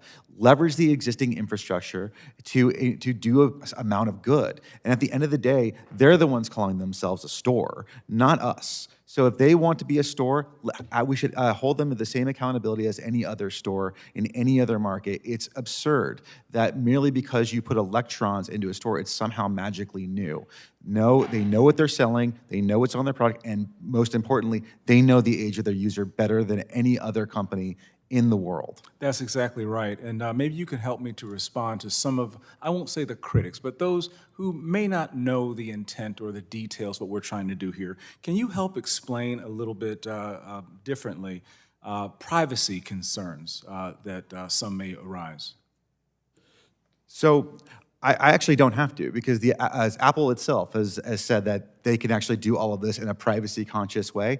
So to be clear, all the Act is really requiring Apple and Google to do is to share an API that's encrypted, and they do this on multiple different layers, not just on not just to verify age, but actually they've done it. Every time you do a financial transaction, that's an API. That is an API that's connecting with some other app that says, hey, the transaction has gone through. Apple and Google act as the direct, not even intermediaries. They're basically the brokers to all of these issues, and they've been able to say with a straight face that they can do so privately and put all the safeguards in place. All this act does is hold them accountable to what they tell the American population. That is it. Thank you, Mr. Thayer. Thank you, Mr. Chairman. Time has expired. Thank you. Gentleman yields back. Now, Dr. Joyce, you're recognized for your 5 minutes of questioning. Thank you, Mr. Chairman. Today's hearing is an important step toward protecting our children from the harms of social media. And I want to personally thank Chairman Bilirakis and Chairman Guthrie for their tireless work to protect the most vulnerable among us. 2 weeks ago, the Oversight Subcommittee held a hearing on the risks of AI chatbots and the way that these platforms can be improved to keep children safe. As new technologies like AI chatbots are deployed online, we must honestly evaluate their potential benefits and risks and enact operational, future-proof safeguards that will protect current and future generations. So I welcome the opportunity to learn more about the proposals before us today and how they can achieve our shared goal of protecting children online. Mr. Lekas, the Don't Sell Kids Data Act is predicted and predicated on the view that data practices of third parties are inherently harmful to children and teens. Yet, while privacy protections are essential, not every use of data is harmful. In your opinion, as drafted, could the Don't Sell Kids Data Act bring about unintended adverse consequences for kids and teens? Thank you for that question. In my view, yes. There are no exemptions in this law, and I think there's something that the general public doesn't understand, which is the many ways in which data is used behind the scenes to actually provide us with benefits that we don't see, such as extending auto insurance to teenagers, or enabling students to apply for financial aid, or be scouted for college scholarships. There's a range of positive uses that don't rely on social media data that we've been talking about today, but they rely on data that actually is protected by other privacy laws, the FCRA and the GLBA, and these laws that already provide a means to protect that data so it's only used for legitimate purposes.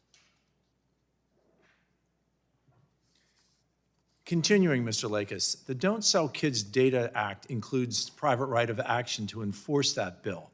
And in your written testimony, you state that effective enforcement should be designed to improve privacy and safety practices, and that enforcement shouldn't be watered down with private rights of action. That's a quote from your testimony. Can you expand on that point and discuss how a private right of action could actually weaken enforcement and hurt consumers? Happy to.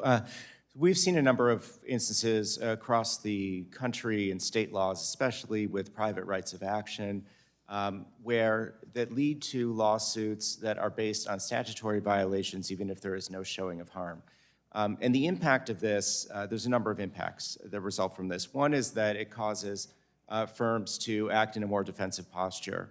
They're trying to minimize their legal risk rather than actually trying to fulfill what their duty is to their consumers or their users, or in some cases, as in here, the youth. And another thing is it drives up costs, especially legal and compliance costs. Particularly hardest hit are the smallest firms, startups, small, medium-sized enterprises. Could this deter those small startups, those small firms from entering into the market? It very well could. There have been a lot of studies done on this about the actual economic costs on companies based on privacy laws. There's a law in Illinois called BIPA, which has been particularly notable in this regard. So we want meaningful enforcement and accountability, but we want that enforcement and accountability to lead to change where we need change, and for there to be a recourse for individuals who are truly harmed by practices. And so that's why we would recommend in some of these children's focused laws to really hone in on FTC and AG enforcement. Thank you. Mr. Thayer, many proposals rely on age verification technology. Some have critiqued age verification as violating privacy and age-gating the internet. What advances in age verification technology give you confidence that we can effectively verify users' ages accurately while at the same time protecting their privacy? Well, in short, many. So you saw this play out in the Supreme Court in the Paxton case, where part of the assessment that the court was grappling with was not just the content that was at issue, but also the technological advances since the last time they evaluated this, which I believe was in like 1996 or 92. And the internet has completely changed, right? I mean, with the sheer amount of data that we give these companies have completely altered the landscape. And now you have vertically integrated systems like Apple and Google's systems, for instance, where Apple and Google both own not only the device, they own the operating system, they own the app store, and they even have their own native apps. So the idea that, somehow they know exactly when you go to the bathroom and what you want to eat, but yet your age confounds them, is a bit of a ridiculous and almost outdated view. My time has expired. Mr. Chairman, again, I thank you for holding this important hearing, and I yield back. Thank you, Doctor. Appreciate it very much. Now I'll recognize last, but certainly not least, Dr. Miller-Meeks for her 5 minutes of questioning. Thank you, Chairman Bilirakis and Ranking Member Schakowsky, for allowing me to wave onto this important hearing. I I also want to thank our witnesses for being here today. Protecting children and teens online is one of the most urgent responsibilities we face as policymakers. As digital platforms become central to how young people learn, communicate, and navigate the world, and importantly, how much they trust these platforms, we must ensure that these spaces are safe, transparent, and designed with their well-being, not corporate profit, as the driving priority. And to one of the witnesses' points, it's astonishing to me that we can build computers, build platforms, build apps all through a digital world, but somehow Casey's General Store can verify your age, no matter how old you look, but a digital platform that has this remarkable innovation can't verify an age when inappropriate apps or content is accessed.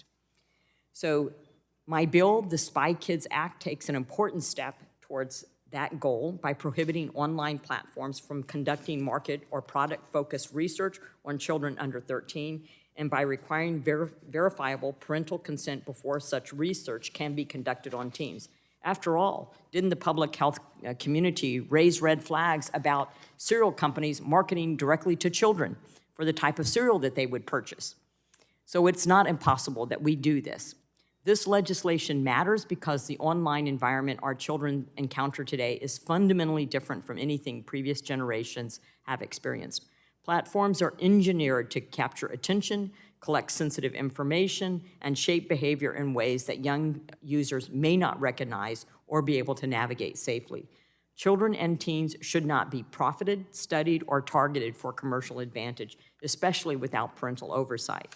By limiting how platforms can analyze and monetize minors' data, the Spy Kids Act helps reduce the risk of manipulative marketing practices, strengthens privacy protections, and reinforces the principle that the well-being of America's youth must come before business models of technology companies. Our goal is simple: to build an online ecosystem where children can grow, learn, and connect without being exploited in the process. Mr. Berkman, before I came to Congress, I was the doctor and director of the Iowa Department of Public Health. The CDC recommended limits to screen time, and in the medical world, we have strict ethical rules about conducting research on children. You cannot just use a child in research without the parent's informed consent, even when it comes to drawing cord blood. Yet it seems that big tech companies run tests and psychological experiments on our children every single day to see which color or sound keeps them addicted the longest. In your view, what are the most pressing risks minors face from being profiled or studied for commercial purposes online?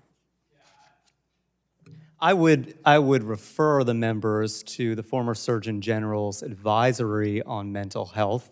First of all, the longer our children are online, the more at risk they are for adverse mental health outcomes, including suicide. They're also more at risk for all the acute harms that we see through social media, cyberbullying, sextortion, and trafficking as well.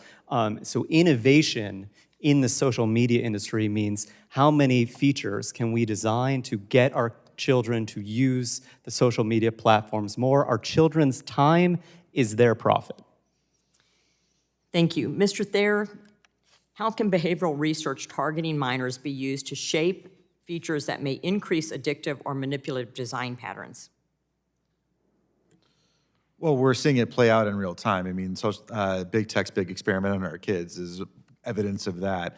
Not to mention, as Congressman James noted, there are immense amount of research that demonstrates that these addictive behaviors will actually manifest in multiple different ways, even outside the use of the app. So even after the app is long turned off, they're still susceptible to all of the harm that has been caused based off of the repetitive nature of the videos, based off of the inundation of all the materials, and even the features themselves, which happens not just at the app layer, but at the apps really in the operating system. And these devices on the whole are designed to keep you addicted and designed to keep you experience, I guess the kids don't call it this anymore, but it's called FOMO. And so ultimately, if you just ask any parent who's ever taken a tablet or phone away from a child. I mean, you'll recognize that these kids do not look like themselves after that. They act a lot like your average drug addict. I've seen it in my doctor's office with both parents and with children. Thank you so much. With that, I yield back. Gentlelady yields back. so we finished with questioning. However, now I would like to recognize Representative Castor. Now, I will tell Representative Castor that the documents that she's going to propose have already been submitted for the record, but you're recognized to elaborate on that if you like. Well, thank you very much, Mr. Chairman, for adding to the record a past COSA letter of 10/15/25 from 408 organizations in all 50 states calling on House and Senate leadership to pass the Senate version of COSA. Also, a parent letter to Congress of November 24th. It's from a letter from over 300 parents to the House and Energy and Commerce, urging them to pass the Senate COSA and stand strongly against the demands of tech industry to gut this and other children's online privacy and safety legislation.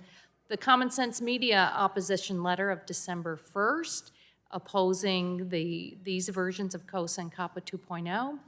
A Parents SOS COSA one-pager of December 1st, a coalition of over 20 families who've lost their children to online harms with significant concerns about the House Republican COSA draft. Mr. Berkman mentioned the U.S. Surgeon General's advisory of 2023. It's very important that that is in the record. The 2023 American Psychological Association advisory examining the potential beneficial and harmful effects of social media, including 10 recommendations based on scientific evidence. The Pew Research Center report on teen social media and mental health of 2025, saying that roughly 1 in 5 teens say social media sites hurt their mental health, and a growing share think that they harm people their age.